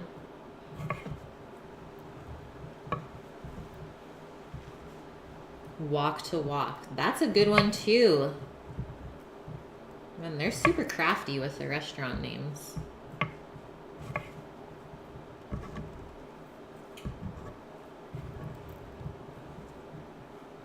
You call your dog Doggo all the time. See, it's not just me.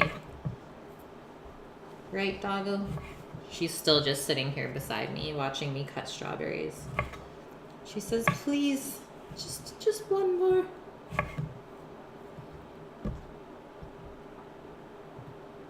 Eat big like Steve.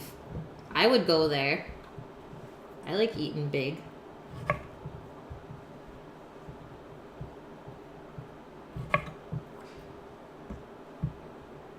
Okay, the last one. The last one for her. Bite it. Bite it. She's like, I can't. Is that it? You're done? You're leaving me now? Okay. See you. Walks away.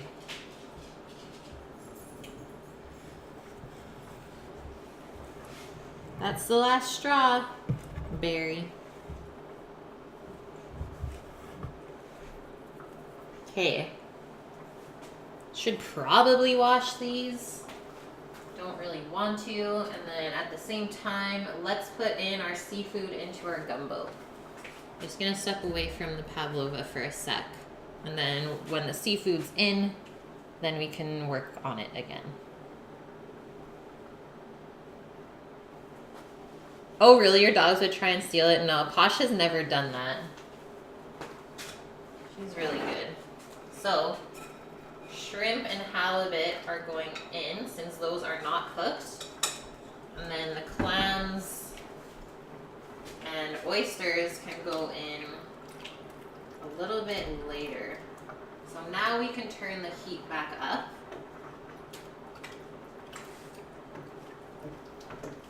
Man, that is smelling really good. Woo!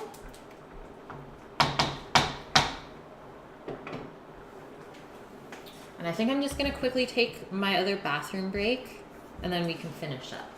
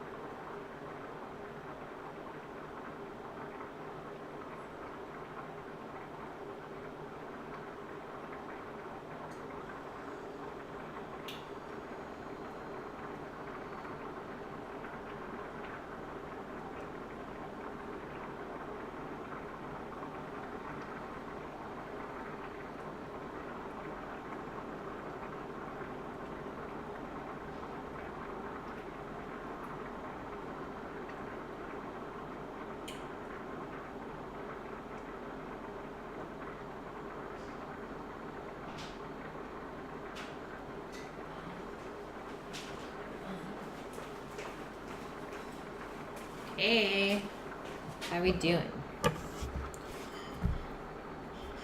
You've got your dog trained up to where you can leave a bowl of food in it on the floor and she won't touch it until you tell her? Yeah. Yeah, she'll whine. She's like, come on.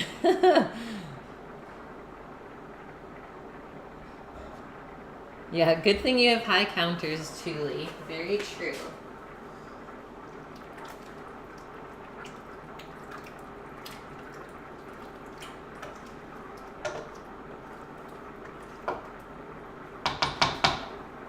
And we still need to put the okra in.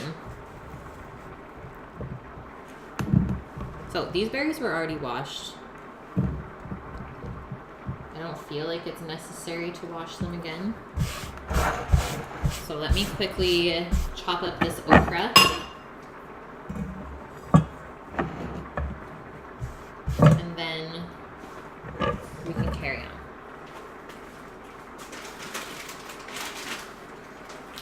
You guys hear the rice sizzling away? Craziness.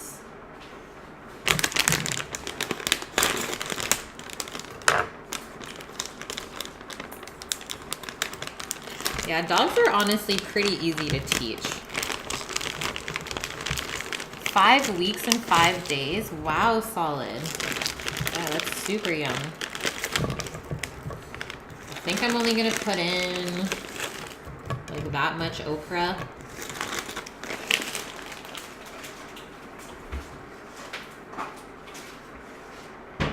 We're just gonna slice it.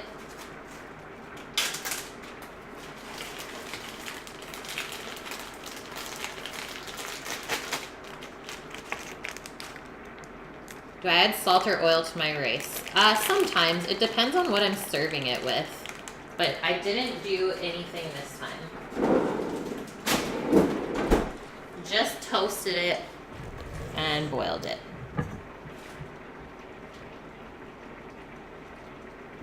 Oh, the knives. Buff, you want to see the knives?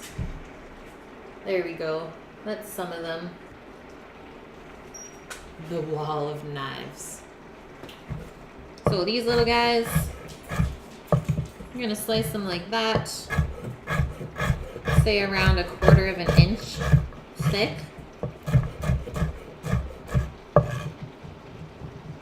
Have I ever had bitter melon? I have not, Steve.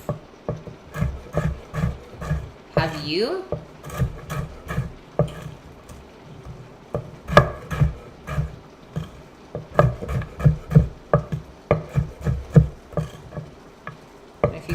Here, the rice is almost done.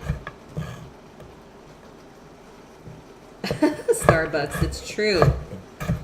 I know, I was looking through the back door the other day. I was like, well, this might deter someone from wanting to rob my house. So I guess that's a benefit. Yeah, Gimp. I did. Freaking cords.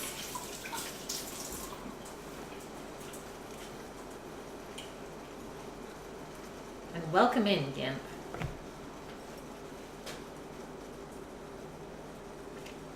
Just giving this a stir, and I'm going to turn it back down. Let this stuff slowly finish cooking, and we'll add in the oysters and clams.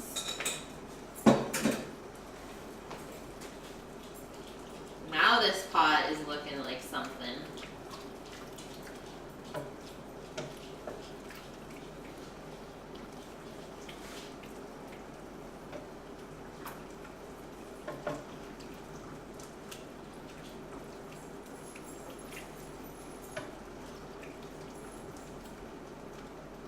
And it's smelling unreal.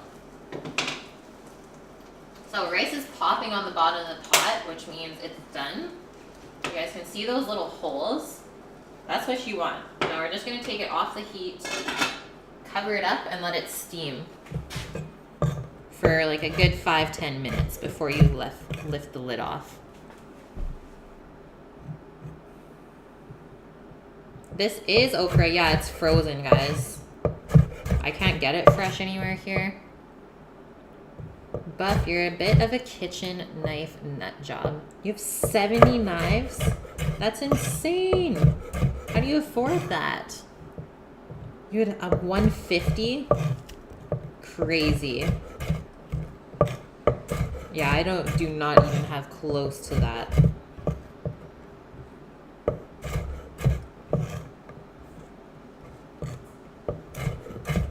Thanks, Alvin. Yeah, solid. Do it up, man. If you want any suggestions, let me know. We can totally chat about that on Discord.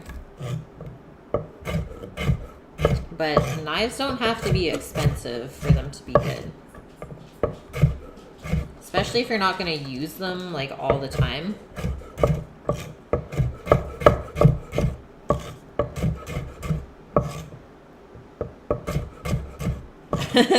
You're getting on another plane, Elvin. That's very bold of you. Why not? Honestly, you've made it this far, man. Why not? Yeah, each knife is very unique. Okay, maybe I should keep that quite high just because the okra is still a little frozen. You've been collecting since 16 years old. Wow. Yeah, I didn't even start cooking until I was like 19.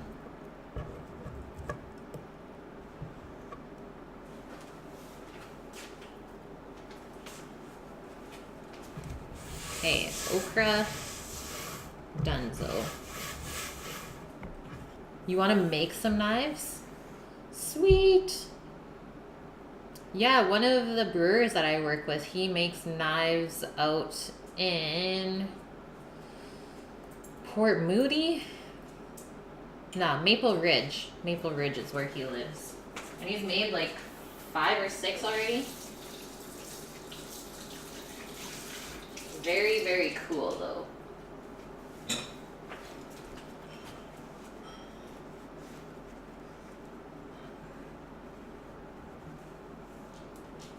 You might have seen or heard about her, but I got a commissioned knife recently made from a horseshoe file. What? That's crazy.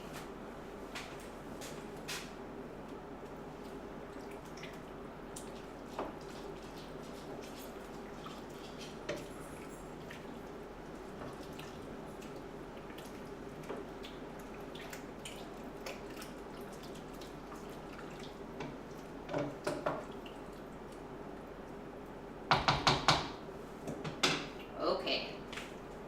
I'm pretty much good with that. All we have to do is add some salt. That'd be really cool, solid. Really, really cool. It's really fun playing with fire and stuff like that. Steve, when did I attend cooking school? Almost 8 years ago now.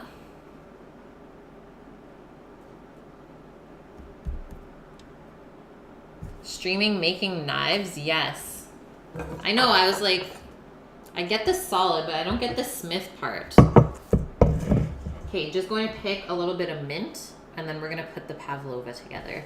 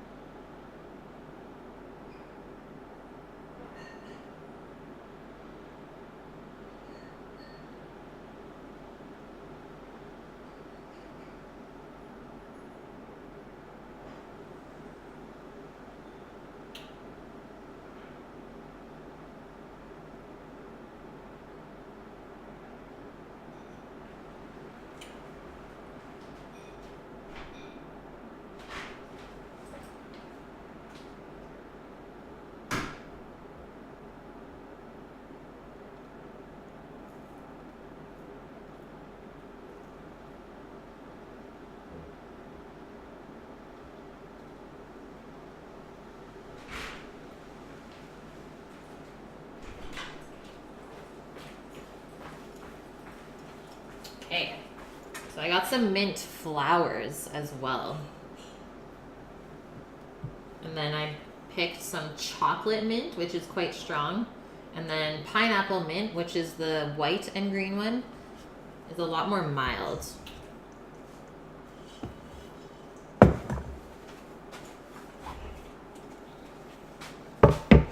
don't even know if that will fit on a plate, to be honest.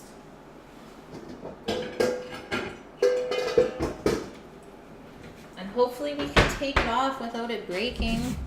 I'm kind of worried. I never thought about that part.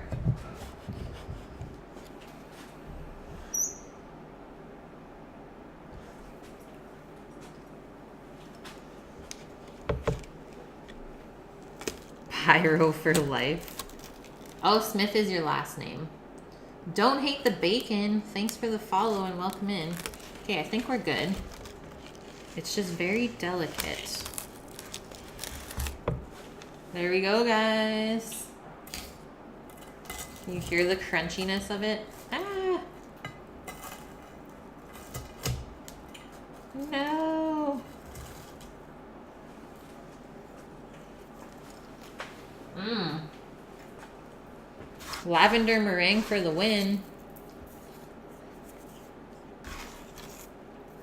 Wow, it's seriously huge, hey? That's how it came off. Super clean.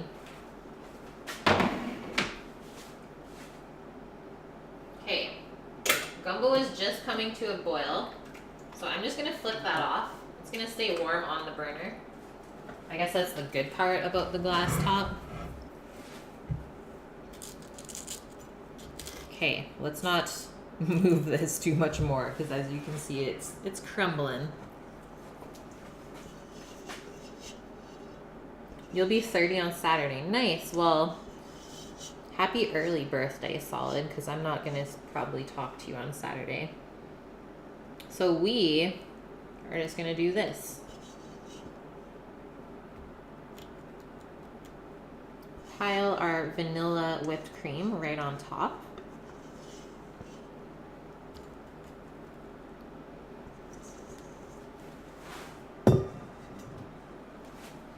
And I think I'm going to take out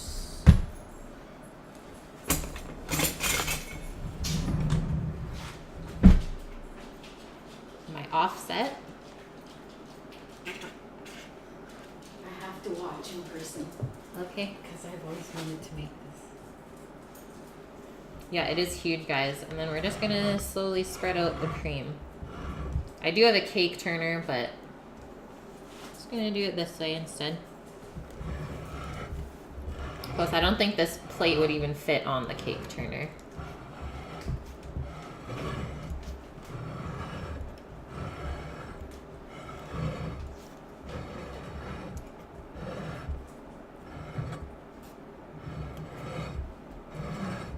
And you don't have to go right out to the edges. I always like to leave a little bit of the meringue peeking out.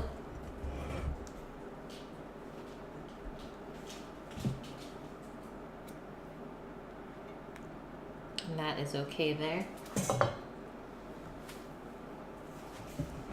Boom. It's crumbling. No. And then because these strawberries were so small, we don't even have to cut them down. So let's start in the middle. And then we'll work our way out. And we'll kind of just keep putting it in a circle. You could also just like pile them on. That would look really nice too. It's up to you. But we're gonna do something like this. Because I think it's gonna look really nice and I have time. It's for you. Mm.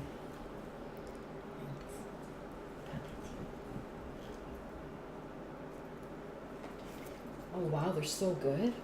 You would add jam. Ooh, yum. Yeah, jam would be really good as well. But I'm just gonna let these strawberries speak for themselves. Because they are so good. They actually taste like strawberries. Yeah.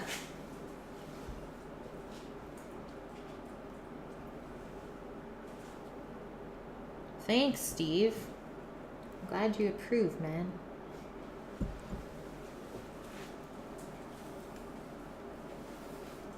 Okay, boom.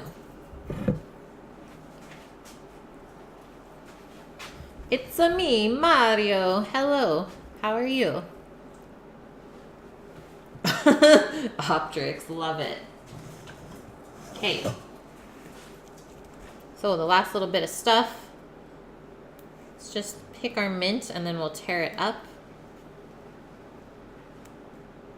Except the little leaves we can just throw on there. And then our flowers, and then we're good to go.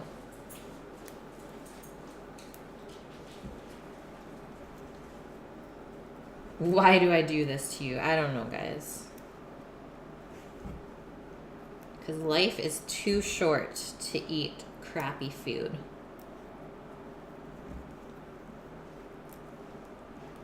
The most plain white dude name ever. It's kind of true. But man, you don't know how many Caitlins there are out in the world. I gotta battle for people to like know even how to spell my name right.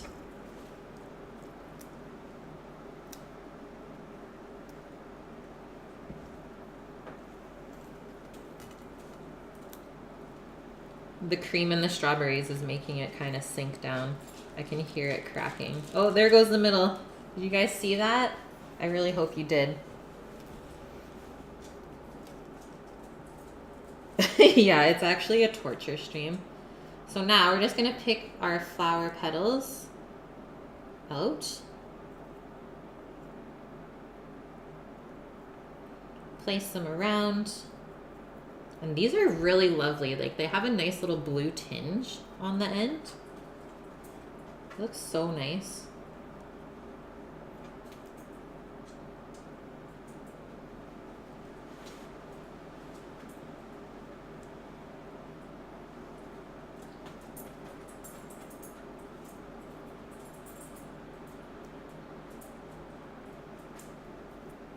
Okay, that was all of the petals. And that is it, my peeps. We made a Pavlova. Oh no! Just put the plate down and it crumbled. Yeah, time lapse it. I wish. It was just like poof. Okay, just gonna go take a quick photo and then I will get into this, I guess. Take a little forkful. Okay, sounds good, Armored. Thank you. And then we'll get into the gumbo. Dessert always before dinner. Am I right?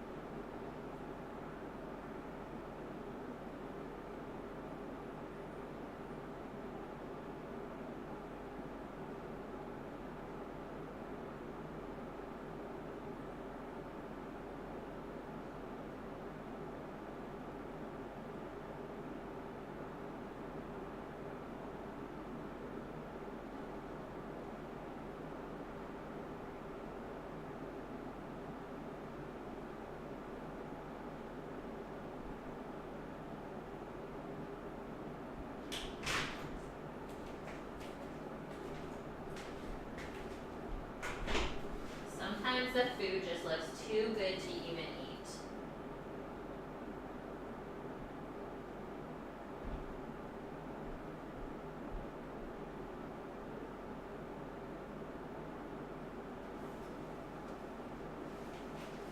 Oh, still dropping meringue everywhere. I'm so proud of you, Elvin. You did make it really far. You've done good, man. You did good. Okay, now to cut into this crazy thing. And then somehow try and serve. It's gonna get messy. Was camera being crazy? Okay, good night, Alvin. Happy you made it back from China. And have a good sleep, man. Hopefully you get your schedule worked out and start feeling a little bit better and more alive.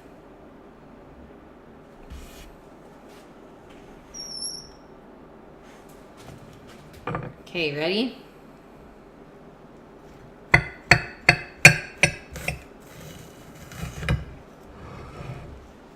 Here's that little crunch.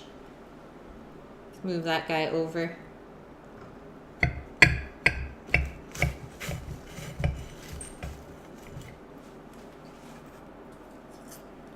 Yep. Yes, please.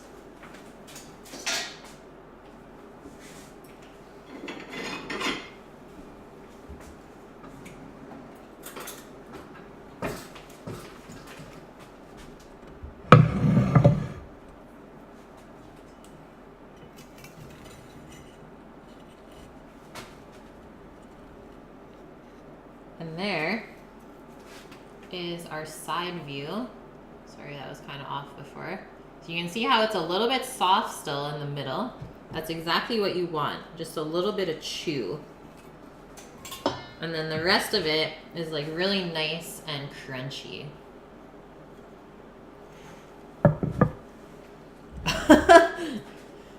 Deli, you hate the diet. I know, it's the worst.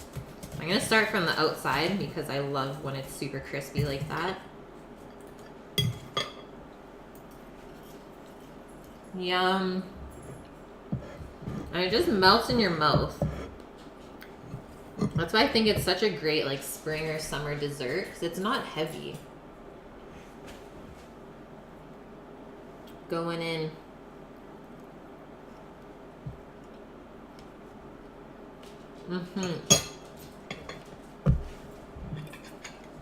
Why is strawberries and cream life? The little hint of mint in there is perfect. Replace it all with steak. Don't worry, we do a lot of meat on this stream. I'm gonna ruin my appetite. I know, I just had one bite. Promise I'm being good.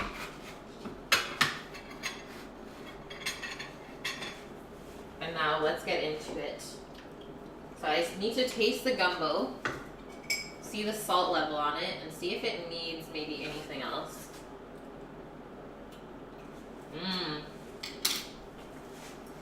We actually don't need too much salt. From the seafood and the stock, I think we are pretty much on point.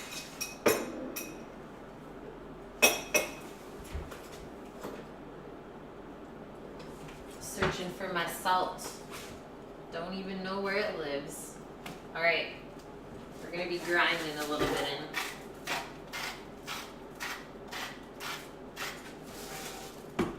And a little bit of black pepper.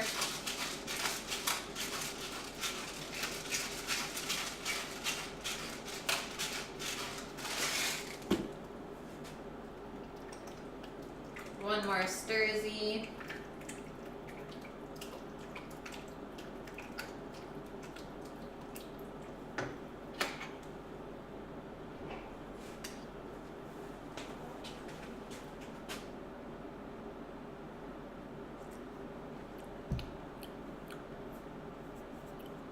I think that's perfect. Definitely getting a good hint of seafood. A little bit of spice. Maybe I should add some of my Chipotle hot sauce. You make a mean marble cake. Nice. Yum, that sounds so good. Smoked paprika in your gumbo? Yeah, we put in Old Bay spice. Let's get some hot sauce in this. Just a little dribble. Spice it up a little bit.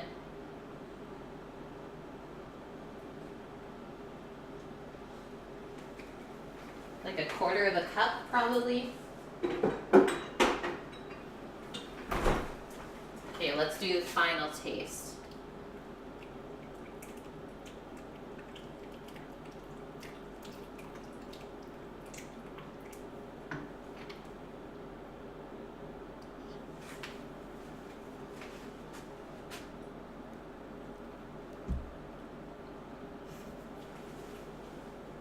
Perfection. You would get fat living me. Surprisingly, my dad has lost like a lot of weight since I started feeding him. I would make you walk my dog. Yeah, exactly. That's what you gotta do. Do you usually like garnish gumbo with anything?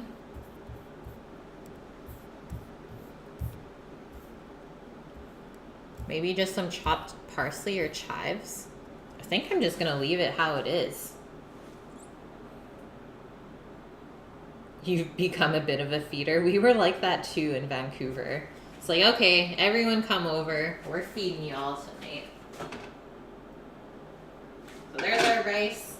It's all fluffed up, not overcooked, and it's not stuck to the bottom of the pot. Pretty much my favorite way to make rice. Put a nice bit of that in the bottom of a bowl.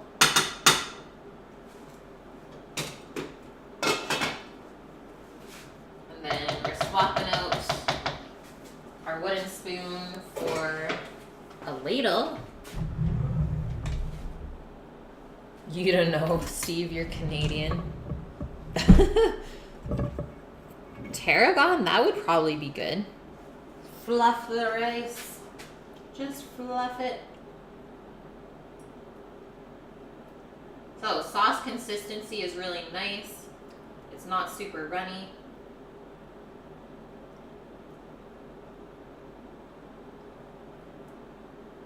Add a little bit more sauce. And I think that's pretty much a good portion for me. Maybe one more.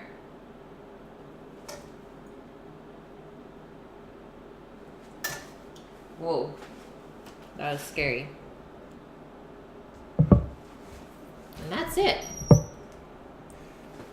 You don't need to go crazy on the plating. It's a gumbo, guys. Just let a little bit of the rice peek out, or you can just completely cover it. Totally up to you. It's not often you get frothing and fluffing in the same stream. It looks so good, he's gonna die. Okay, let me just take a quick photo.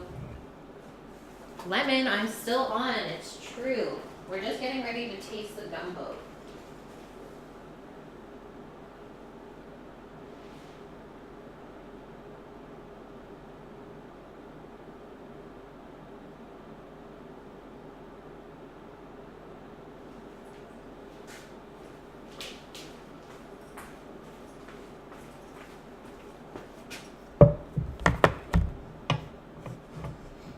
To thicken the sauce, if it was too thin now, I would probably just do a cornstarch slurry.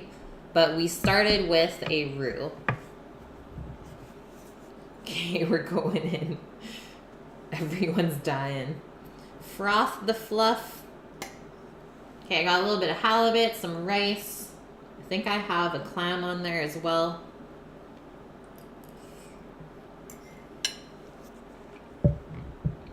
Mm-hmm.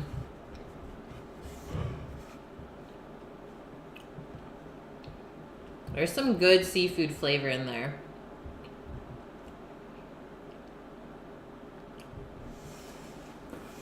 It's not too spicy. I think I would add a little bit more spice. If I was to be picky, let me have another bite. Let me have some shrimp this time.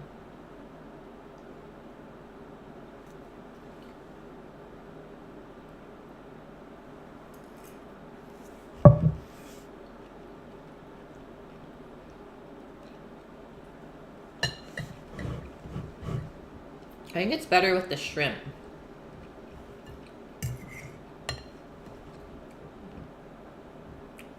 I don't think it needs more salt. Maybe I'll just add a little bit more hot sauce into the pot. But other than that, it's really, really nice. Like, you got your nice seafood flavors, your holy trinity of veg.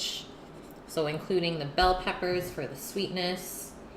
And then the Old Bay spice, which I'm not sure really what they put into it. Let me see.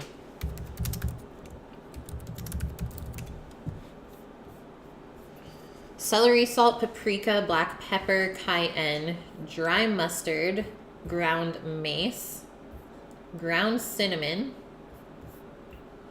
cardamom, allspice, cloves, ginger, and bay leaf. So quite a few things. So there's a lot of different spices going on there, which is why I didn't really spice up the rice at all. Did the seasonings overpower the fish? Not at all, Lemon. Like, you can taste all the fish separately, which is awesome. Yeah, that's a lot of spices, hey? Yeah, just a dash of Old Spice. No problem. Okay, and that is it, guys. So I'm just going to quickly, after a stream, put in a little bit more hot sauce. I feel like that's the only thing really lacking. But other than that, flavor is good. Sauce consistency is awesome. And I pretty much followed the recipe to a T, and it is posted in Discord. So for all the newbies, that is an invite link to my Discord channel. That's where I have all of my recipes posted, whether it's from online or my own, which I post in PDF. Feel free to go look. And then we also post like fun photos, food photos. Just started our beer channel today as well. There's a whole bunch of stuff going on in there, and it's always a good time. Put in sriracha buff. That would be good as well, but I think that would like almost overspice it. Let me just see if somebody is online right now still. Yeah, spam some food photos for sure. You were first in the beer channel. I saw it, Lemon. I was like, yes. Okay, so Bachelor Life is on. One of my viewers, so we're gonna go raid him. And thanks everyone for all of the love today. Got a couple resubs. Lemon gave me 100 biddies, which is awesome. And we got a couple new follows. So welcome in, all you newbies. And I hope you enjoyed the show. And I will catch you tomorrow. Same time, same place. Thanks for all the love today, guys. Have a wonderful night.